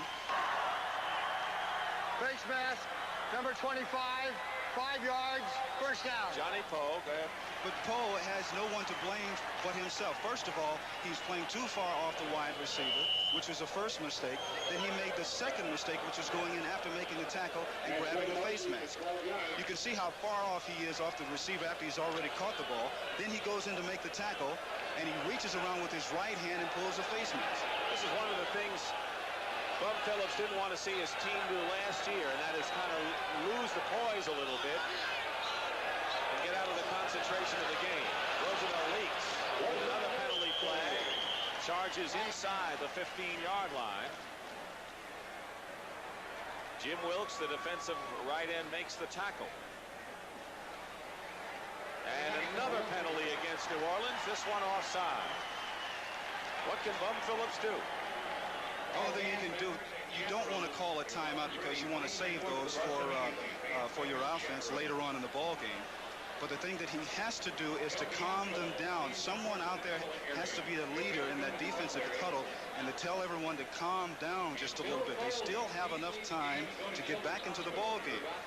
The Saints were penalized 10 yards in the first half, but 45 yards in this third quarter alone. Like we said, self-destructive. Offside, 74, 5 yards, penalty accepted, still first down. Derlin Moore, the nose tackle, Jim. See what they're doing, what the Saints are doing in the huddle right now. They're hollering and they're screaming at each other, which is the worst thing in the world that you have to do as far as a defensive unit is concerned when you have a calm offense that's moving right down the field. Someone should step in the huddle and tell everybody, shut up, play football. Are they screaming at each other because they're not getting the job done, or screaming at each other to get to the Bills? They're screaming at each other because they are making mental mistakes and physical mistakes out there. It is 1st and 5 with a penalty accepted on the 13. Roosevelt Leaks remains the single setback for Joe Ferguson. And here is Leaks. Leaks gets inside the 10. 1:45 showing on the clock in the third quarter. Whitney Paul and Russell Gary make the tackles for the New Orleans Saints. This is the first game the Bills have played this year against an NFC opponent. They've had a losing record in their past against NFC teams. And of course, their home field record has not been anything to brag about. 2 wins and 3 losses, been shut out twice, but they're winning here. And once again, from the 20-yard line in, I feel that the Bills are one of the best teams in the NFL at passing because of the mobility of Ferguson and the crossing patterns that they have been able to use and run so successfully in the past. An injured Buffalo Bill is Jim Richard, number 51, the left guard who now has been taken out, and Tim Vogler, a fifth-year free agent from Ohio State, replaces him. Ken Stabler started the game for the Saints. This time, not the knees, but the ribs forced him out of there. Dave Wilson has been in, but meanwhile Ferguson is marching the Bills. And with 2nd and 1, Roosevelt Leaks close to a first down. Under a minute remaining in the third quarter. Once again, the picture of this story with Wilkes and Waymer making the tackle, the picture of the game. The Saints 5 and 3, coming in tied with the Rams for second place, a game behind the 49ers in the NFC West. The 49ers are playing the Jets today. Most of you will see the Rams and the Dolphins coming up next. Those of you in Miami will not. And of course, the Bills tied with Miami at 5 and 3 for first place in the AFC East. It's a first down for the Bills.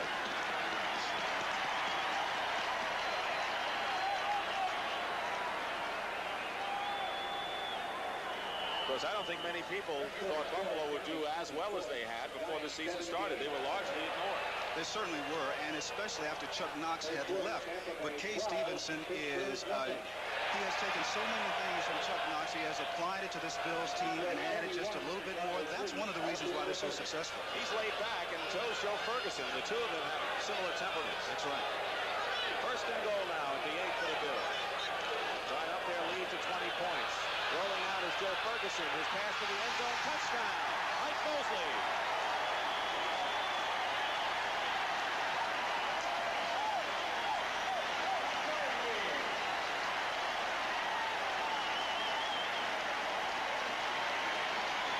So Mike Mosley, who had been injured, now in his second year from Texas A&M, has caught 4 passes today, 2 of them for touchdowns, and his first 2 touchdown receptions of his career. And that's why a lot of people would rather see Buffalo pass from the 50-yard line out rather than from the 20-yard line in oppositions, because they are so dangerous from that particular area. Joe Danello with Poplar holding, and the kick is good, so Danello 3 out of 4 in conversions in this game, and it's a 27-7 game. I talked a little earlier about how Ferguson adds another dimension to their offensive unit. Here he could even run it if he wants to, but no, he decides to pass. Mosley wide open going into the corner of the end zone, and that's one of the things that Ferguson does best. He's able to find his receiver and put the ball right on the money. He's had a brilliant afternoon. He has 18 touchdown passes, does Joe Ferguson on the season, and 4 in this game. This is the 3rd time in his career that Joe Ferguson has thrown 4 touchdown passes in a game, and it's a fine day for Kay Stevenson. Twice he has thrown 5 TD passes.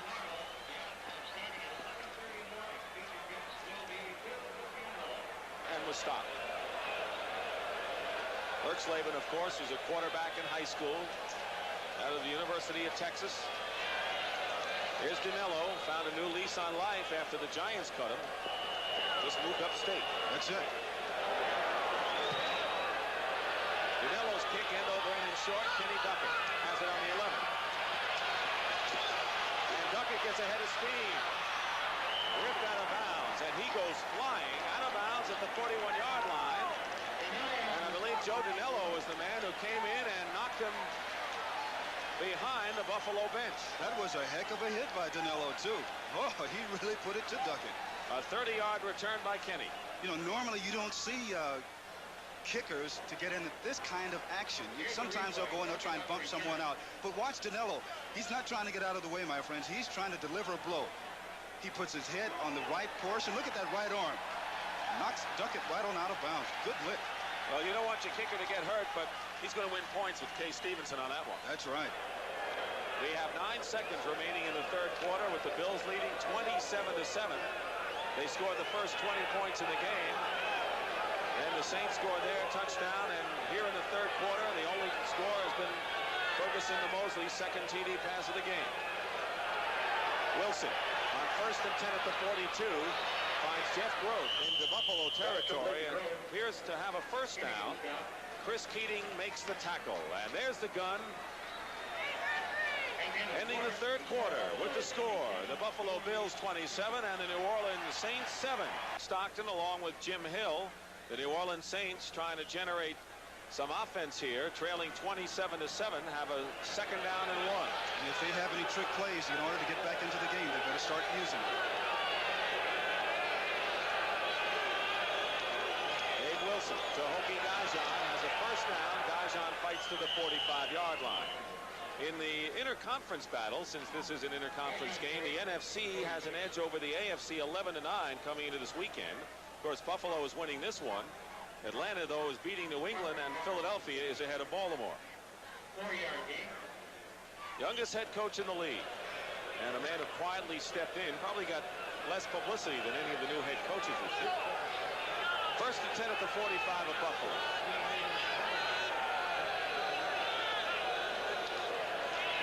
Dave Wilson on a rollout. He finds Gajan, and Hokie Gajan is out of bounds, but not before he gives a message to Charles Rome. Get out of the way. Oh, my goodness.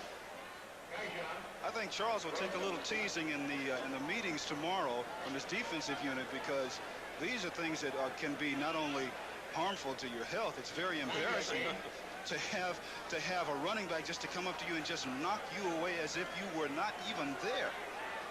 You don't need a Surgeon General to warn you about that, do you? No, common sense. Gain of 9 yards, second down and 1 at the 36 now. So Wilson has had a couple of second and ones. He gives it to Gaijon on the draw play. Gaijon has the first down with a little extra. Chris Keating makes the tackle, and so Gaijon has been involved in 3 straight plays, and the Saints have a first down at the 34. Gaijon at fullback in place of Wayne Wilson. Can't emphasize enough how the absence of Wayne Wilson affects the New Orleans Saints. Just took away, a third or a fourth of their offense. I'll tell you, Gaijon has really been an inspiration to this ball club. First and 10 at the 34. Wilson's pass to George Rogers. And George Rogers showing what he could do as a pass receiver. Stays on his feet, goes out of bounds at the 24. And the Saints may be close to another first down. And I guarantee you the Saints will not give up. Even though they're down by 20 points, they will not give up, because they want to give it everything they have. Because this is a year that they feel that they're not only talking about just having a good record, they're talking about the playoffs. And here's a great example of the inspiration and the determined attitude that the Saints have this year. Down by 20, George Rogers doing everything he can to pick up enough for a first down, and he's just a little short. He has caught as many balls in this game as he did in the previous 8. He's gained 91 yards rushing, 24 receiving. It is second and 1 at the 25. Fumble! And Buffalo may have come up with it. We'll wait for the official signal. And it's Buffalo ball. Mix up between John Hill and Dave Wilson. And when it rains, it pours. Ben Williams recovers for the Bills. I don't think Wilson really had the ball when he came away from center. I really don't. We can take a good look at it right here from our end zone camera. Nope, he never had it. Never had it at all. Ben Williams, alertly. What a great story, Ben Williams, as he was telling us yesterday, how they want to prove something from a defensive standpoint. He says, we're tired of hearing so much about the New Orleans Saints and the great defense that they have. We want to go out and we want to show people we can play defense too. And that's what they've done so far this afternoon. The Saints have turned the ball over 3 times today. Buffalo has not at all. And it's first and 10 Bills on the 25-yard line. 27-7 is the score. We're in the 4th quarter. And Booker Moore with penalty markers flying. Dave Waymer makes the first hit, trying to go wide as Moore. But another penalty.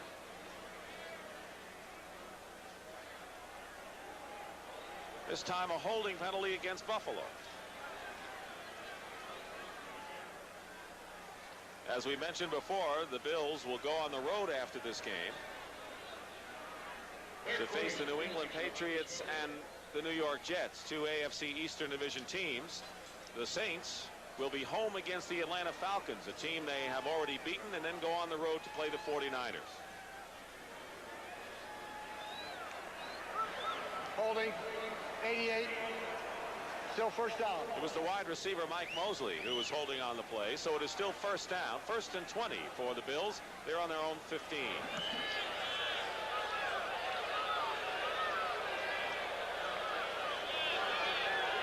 Coming into this game, the Bills have the fewest takeaways in the AFC, but they've added to their total by 3.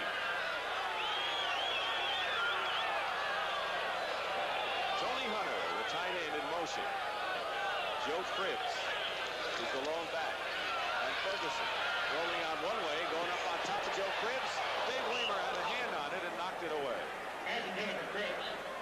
Dave Waymer, of course, the most experienced of the starting defensive backs at a Notre Dame in his 4th year. He has no interceptions this year, but has deflected many passes. Scores around the league. Let's bring you up to date. The Cowboys and the Giants in a struggle that maybe the Cowboys didn't think would be as tight. Houston leading Cleveland by 6 in the 3rd quarter. Tampa Bay, look at this, 12-0 over Pittsburgh in the third quarter. Tampa Bay and Houston could get on the win board for the first time. Philadelphia leading Baltimore 21-19, and Atlanta all over the New England Patriots. Second down and 20.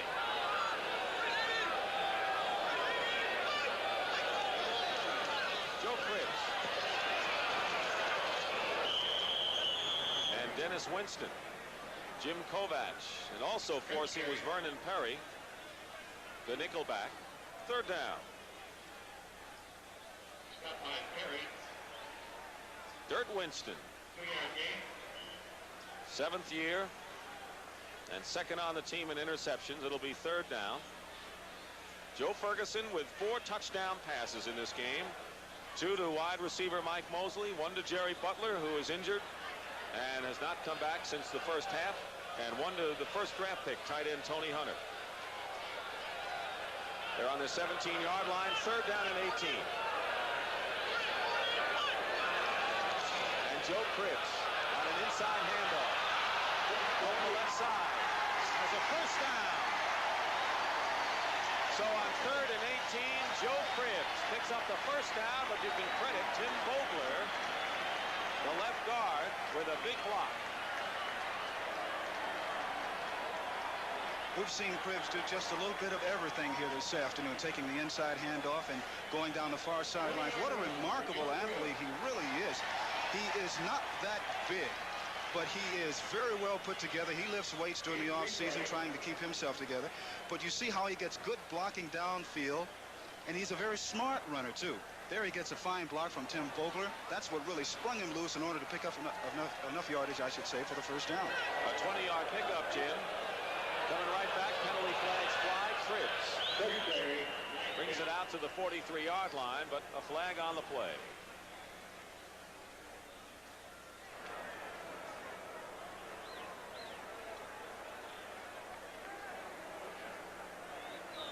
Illegal procedure call.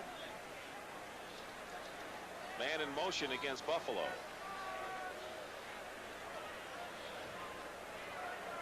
Coming into this game, we had said how important this 9th contest of the season was to both teams. Illegal motion, 61, still first down. Tom Lynch, offensive lineman, is moving. Schedules get tougher, don't they, for both? They certainly do, and that's why the emotion in this particular ball game is really at a high level. I think that's one of the reasons why we've seen flare-ups and fights on both sides, because they know that after today, this isn't an easy game either, but it gets even tougher. Joe Cribbs, 18 yards away from a 100-yard gain. And Cribbs up to the 35, 36-yard line and thrown back hard. Dennis Winston almost went after John Gorchett, and he may be hit with another personal foul. Boy, Winston is like a caged animal at times out there today, and he looks like he's holding that right hand a bit. And if Winston isn't careful, it looked to me that he got very close to bumping an official. And if he did that, he's gone.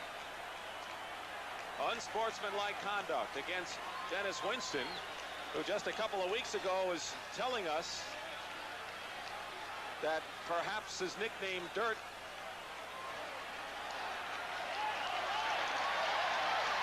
was a name that he probably deserved in high school.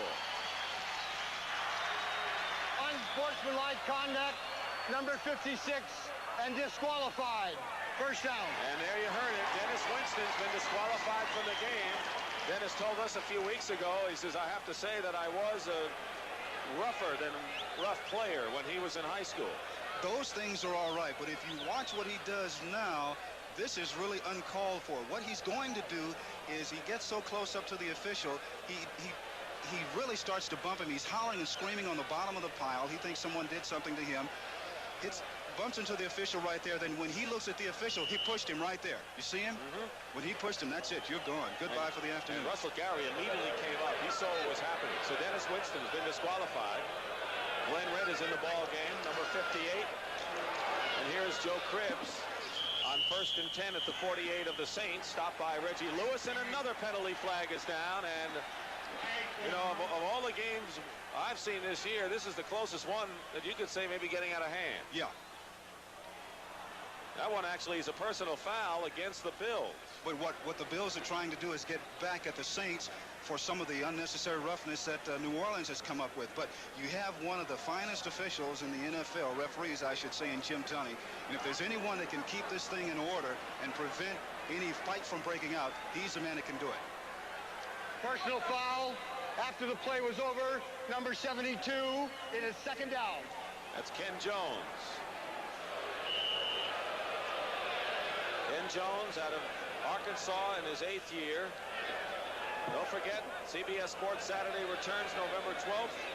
World Figure Skating Championship. Scott Hamilton, Rosalind Sumners, and athletes from 7 countries. John Madden did a special report on NFL players who have suffered injury and how they've coped with their lives.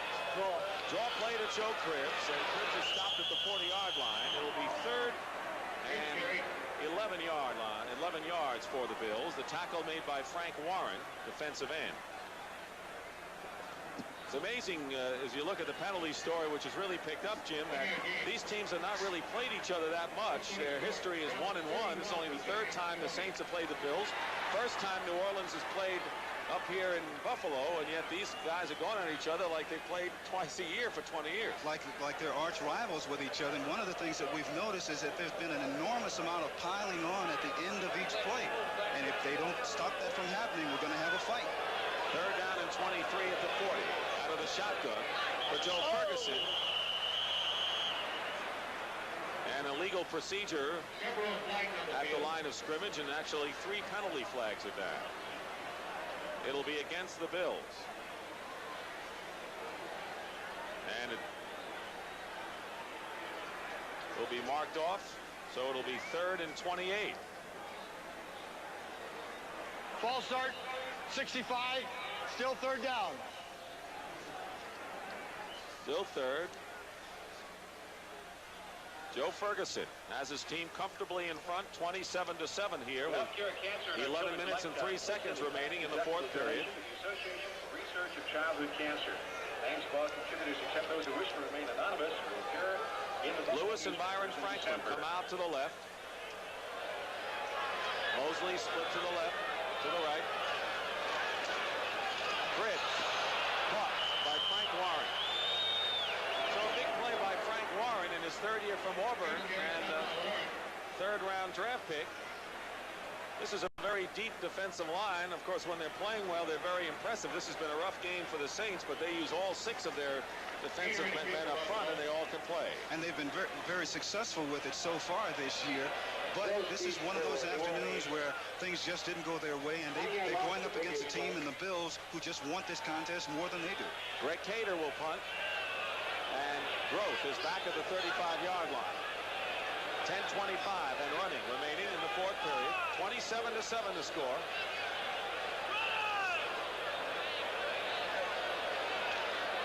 A low snap and a low kick, and Groth at the 43-yard line, trying to find some running room, and he can't. Good coverage by the Buffalo Bills. Darryl Talley, the rookie from West Virginia, was in on the play. But the Saints have decent field position. They have had rough sledding today, and it's been a long afternoon. For Wilson has completed 10 of 17 for 102 yards. This is the most action he has seen. Stabler, of course, was hurt in the opening game of the year against the Cardinals, and Wilson finished that one. 1st and 10 at the 48. Wilson with enough time. Chased out of the pocket. And he's going to go deep again for Goodlow, and the pass is intercepted at the 10-yard line. Intercepted by Steve Freeman, his 2nd of the game. Penalty flag is down back at the line of scrimmage, and it all may be nullified. We have a personal foul against Buffalo, and it will be nullified. Ken Johnson, the guilty party, I think. Maybe a late hit.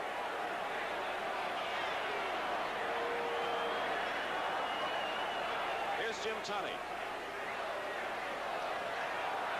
Personal foul, number 91, roughing the quarterback. First down. And roughing the quarterback instead of an interception by Steve Freeman, his second of the game, and a turnover. The Saints will have the ball at the 38-yard line of the Bills. First and 10. 9:55 remaining in the fourth period. 27-7 Buffalo lead. Wilson in trouble. Gets it away to Austin, who drops the ball. So Cliff Austin, the rookie, was open.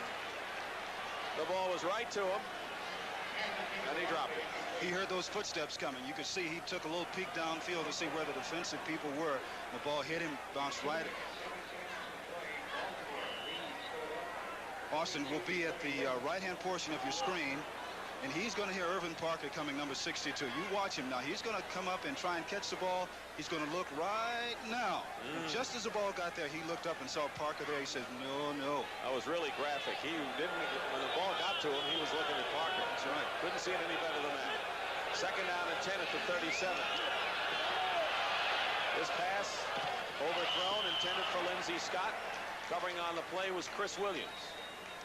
Chris Williams of LSU covering Scott of Georgia. I'm sure they've hooked up before in the Southeast Conference. It'll be third down. Wilson's been struggling. That's putting it mild. It's really been worse than that for him, because the game has really gotten ragged here in the fourth period. And on top of that, the emotions have picked up, and it seems like some people have forgotten about playing football and started trying to get back at each other. Well, that's quite a commentary on the game. It's about the way it's been. Wilson going up on top for Tyrone Young, and Young makes the catch at the 5. So Tyrone Young, the rookie free agent from Florida, uses his 6'6" height to good advantage, and he grabs it with Steve Freeman and Chris Williams trying to defend him. Well, we mentioned that the Saints are not going to quit. They are not going to give up no matter what the score is. And Young does a beautiful job of timing his leap here. He jumps up in front of the defenders, between the two defenders, plays the ball perfectly, coming back and catching the ball at its highest point, while a couple of the defenders were just standing there, maybe waiting for it to come down. But once again, the Saints not giving up no matter what the score. 32-yard play. First and goal at the 5 now for the Saints with 8:58 and clock running. Dijon and Rogers, and there is Rogers, George getting to the 1-yard line. It'll be second down. Eugene Marv, Steve Freeman make the tackle on George Rogers, who's getting close to that 100-yard mark himself.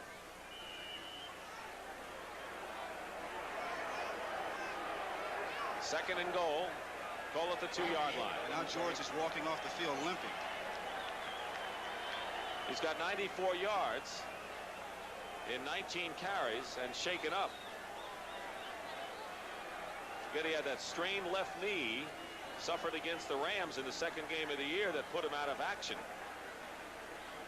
He has had his problems the last couple of years with injuries, and of course when he's come back being rusty, he has had problems holding on to the ball. You talked to him. Yeah, we talked to him yesterday, and on top of the knee, he was talking about his left big toe. He calls it turf toe. It's jammed on him, and that's another tough injury that he has to have. He was saying that, you know, he feels that if he can have a good game today, that this could be the turning point in his particular season for him individually. It'll be second and goal at the 2. So Rogers is out of the game. Jimmy Rogers, number 41, no relation. Hokie Dijon are the 2 setbacks on second down.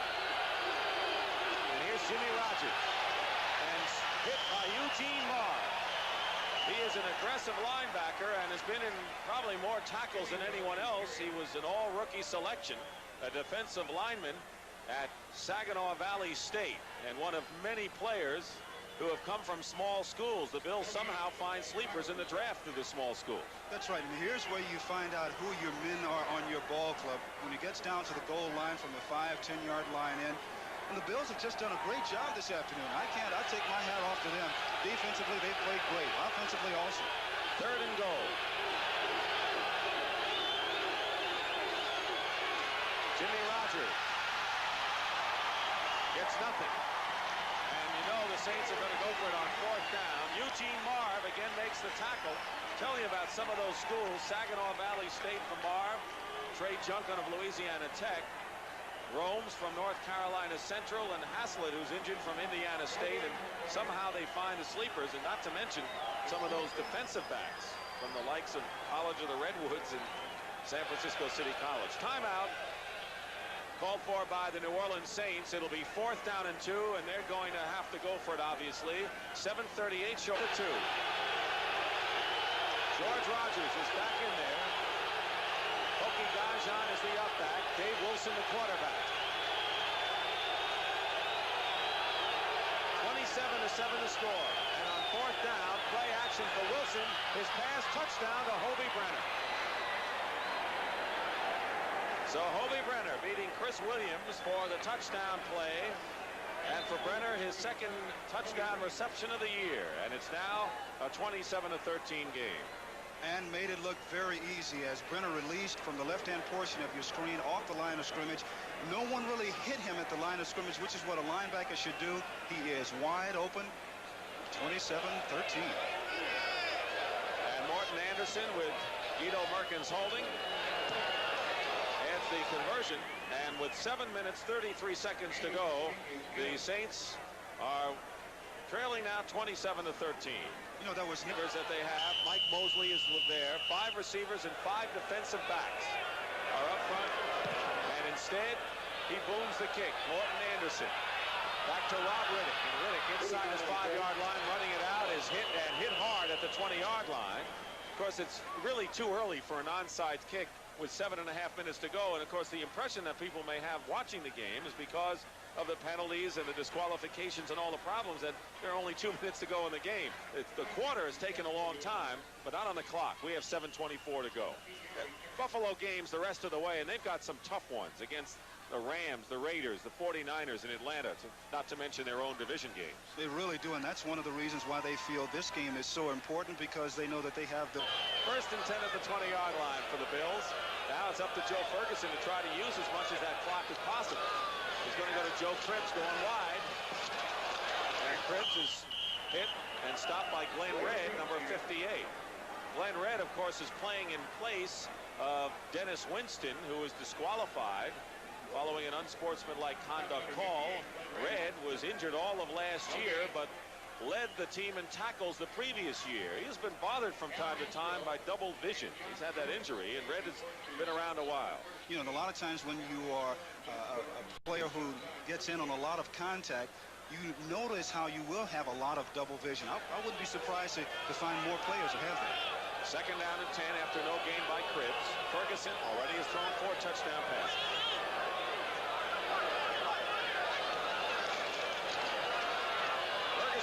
Under pressure, pass incomplete, out of bounds was Tony Hunter. Defending on the play was Whitney Paul. So it'll be 3rd and 10.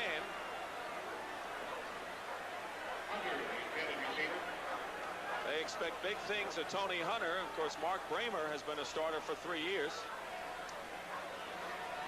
Hunter is a big target, and I think the real reason why the pass is out of bounds and incomplete is because Whitney Paul gets over and does a great job of trying to making Ferguson throw the ball just a little higher than he normally would like to. It's those small things that make a big difference. Whitney Paul is one of the best defenders in the nickel from the linebacker position, of course. We remember him from Kansas City and has become a fixture now in New Orleans in his 8th year. 8th year in the league. Reggie Lewis, Frank Warren, 4 down linemen. Pressure on Ferguson. Penalty flag is down. Ferguson lets it fly. And incomplete. Bobby Johnson was covering Tony Hunter. And that might have been under the category of incidental contact downfield. But now Warren seems to be signaling that the penalty is against Buffalo. It'll be declined by the Saints. 4th down, and they'll punt. Well, the Saints defense have done the job as far as this particular series is concerned. Their emotional level decline. 4th down. It was against Mosley. Go on, Jim. This is one of the few series this afternoon that the Saints have played like the top defensive team in the NFC. Cater will punt from the 5. Good field position, possibly in store. Jeff Groth at the 45. 6 minutes, 25 seconds remain. The Saints have 2 timeouts remaining if you want to look ahead. That was a high snap, and Cater gets off a booming high kick to Grove. Falls for the fair catch at the 40. Fair catch by Grove. Well, there is enough time for the Saints to step a little closer. A 40-yard punt, no return. So it'll be New Orleans taking over on their own 40 when we come back to Rich Stadium. 36 yards. He has thrown 2 touchdown passes. One was intercepted. 1st and 10 at the 40-yard line. Saints trail 27-14 to the Buffalo Bills. George Rogers is hit by Ben Williams at the line of scrimmage and leans forward for a couple of yards. And helped up there by Lucius Sanford. 6 minutes to go.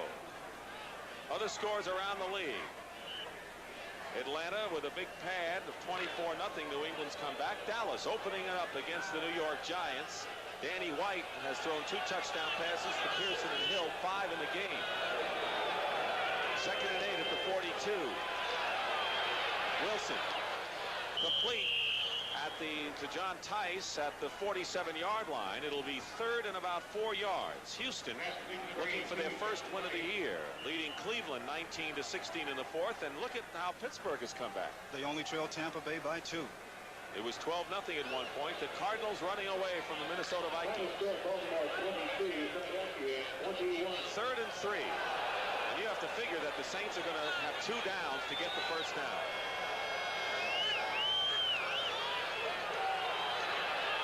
Wilson chased. He could run for it. Instead, he throws. It's caught by Hobie Brenner, who runs out of bounds to stop the clock. A first down for the Saints at the 32-yard line. David Kilson, the rookie free agent, makes the stop. This was a 25-yard gain. Wilson to Brenner. Here's where the Bills have all kinds of difficulties not putting pressure on the quarterback. They're going to have to start blitzing here and putting more pressure on him because Wilson, as you mentioned, Dick, he could have run for the first down here, but he decided to pull up, saw Brenner downfield, got the ball to him, wide open, first down. Here come the Saints moving again. Hobie Brenner has caught 4 passes for 38 yards, including a touchdown. 1st and 10 at the 31 of Buffalo. 4:58 on the clock. Wilson, quick toss. Tyrone Young goes out of bounds. So they'll pick up at least 4 yards on that play and not use up much time. Tyrone Young, who got a 32-yard pass before. He is a rookie free agent, as we said, from Florida, and has had different uniform numbers. Started with number 23 in preseason, then the number 40. Now he's settled on number 89. Buffalo better be careful. They got to put pressure on it. They better send some linebackers and start blitzing. 2nd down and 6 at the 27 of Buffalo. 27-14 in favor of the Bills. John Tice, the tight end, in motion, and they flip it to George Rogers. He has some blockers, and Rogers gets it inside the 25-yard line. He'll be shy of a first down by a couple of yards, I believe. It'll be 2 yards short. Eugene Marv and Irvin Parker, the outside linebacker, make the tackle on Rogers, who has caught more passes today than he has 4-yard gain all of the season leading up. Minnesota scores to narrow the Cardinal lead to 10 in the 4th quarter. 3rd down and 1. Call it a long one for Dave Wilson. 4:16 remaining. Flips to Rogers. Rogers first down inside the 20. And George Rogers gets inside the 10. Tough to bring down, and has 1st and goal at the 5. Irvin Parker and Steve Freeman make the tackle.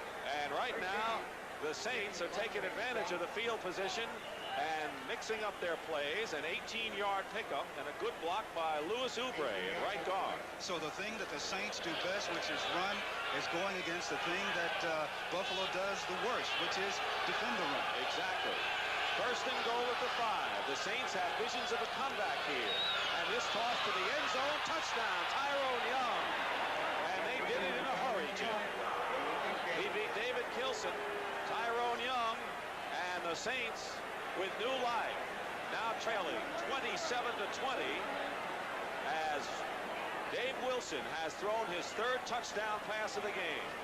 And what's happening is that Buffalo is just standing around. They're waiting for something to happen. They are not doing the attacking instead of attacking like they should be. That particular time, they got caught. Touchdown, and now they're right back in it. Morton Anderson with conversion. It's good, and it's now a 27-21 game with 3:34 to go. The New Orleans Saints following our game. They have the receivers and defensive backs up once again, anticipating a possible onside kick, although that's not probable now. And Anderson booms it back to Riddick at the 5. Riddick looking for a spot and brings it up to the 17-yard line. George Rogers has gone over 100 yards. 114 is what he has. Bobby Johnson makes the tackle on the return. So the Saints are looking to get the ball again, and that depends on their defense. And Riddick made a critical mistake. So the impetus has gone over to the Saints side. The question is, can they take advantage of it? Roosevelt Leaks gets a couple off the left side. Each team has 2 timeouts remaining. Joe Cribbs is the setback. Tony Hunter in motion. Play action pass. A screen to Mosley. And Mosley is hit behind the line by number 29 on the 18. An important play unfolded.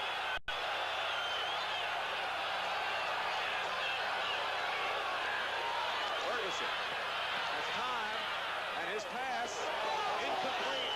Penalty marker down. We'll have pass interference. Perry Tuttle, the intended receiver. The Saints are claiming it is on the offense, but you can see it is on the Saints. And 10 up to 34. The Saints have 1 timeout remaining, so if they do it, they're going to have to do it the hard way. 2:18 to go. Roosevelt Leaks off right tackle. Another penalty flag down as Leaks is stopped at the 35.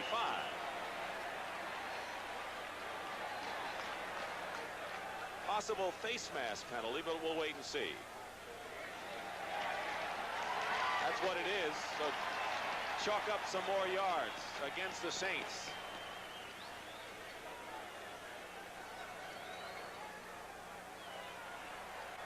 It was 3rd and 9, pass interference, and then a face mask penalty. Face mask, number 52, 5 yards. Jim Kovach. 1 for Joe Ferguson. And he's got some room here. Cribbs going outside left. Trapped.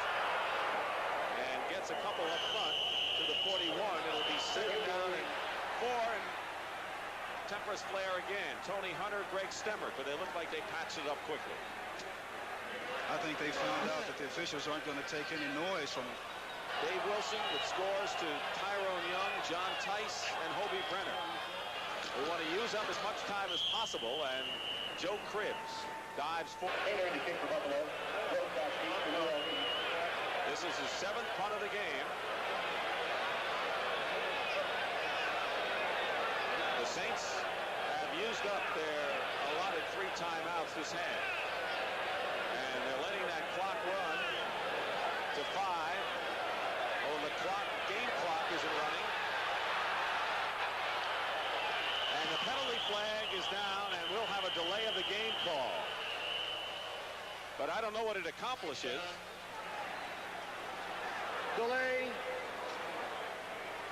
They perhaps, Jim, were worried about a block. See, they were worried about the blocking assignment, and what New Orleans kept doing is they kept moving back and forth in their defensive line charge there, which was confusing the blocking assignments for the Buffalo Bills. Normally, when you come up to block on a punt, everyone comes up to the line of scrimmage and they point out who they want to block.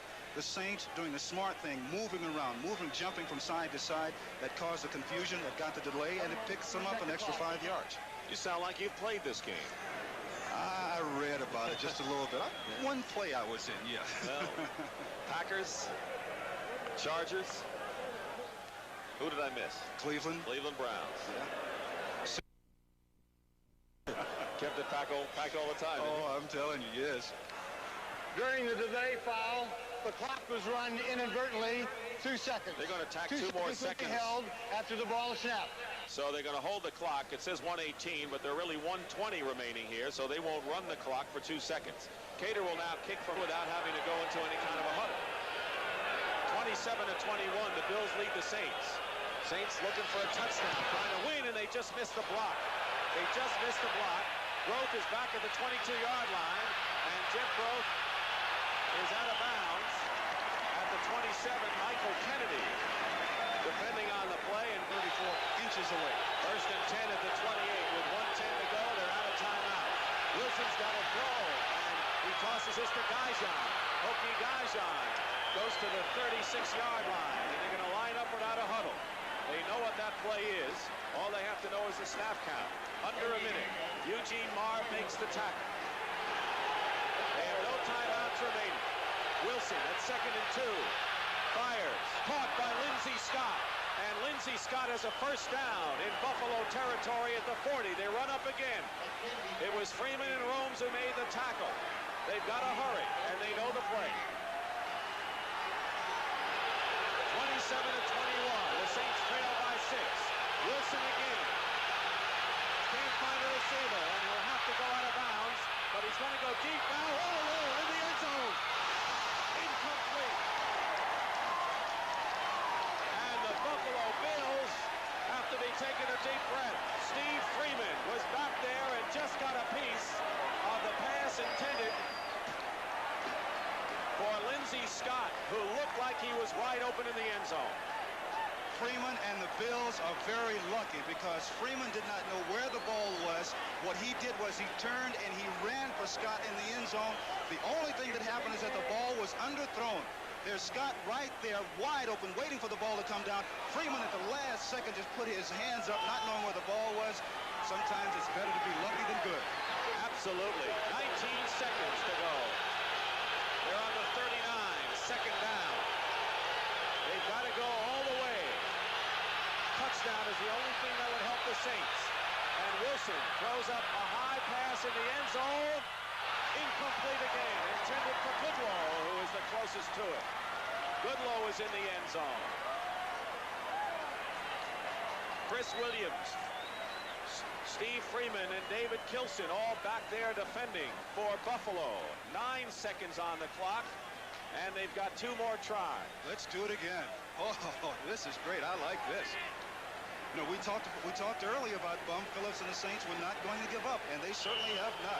It was 27-7 late in the 3rd quarter when Ferguson hit Mike Mosley for his 2nd touchdown reception. And the Saints have come back. But can they make it all the way back?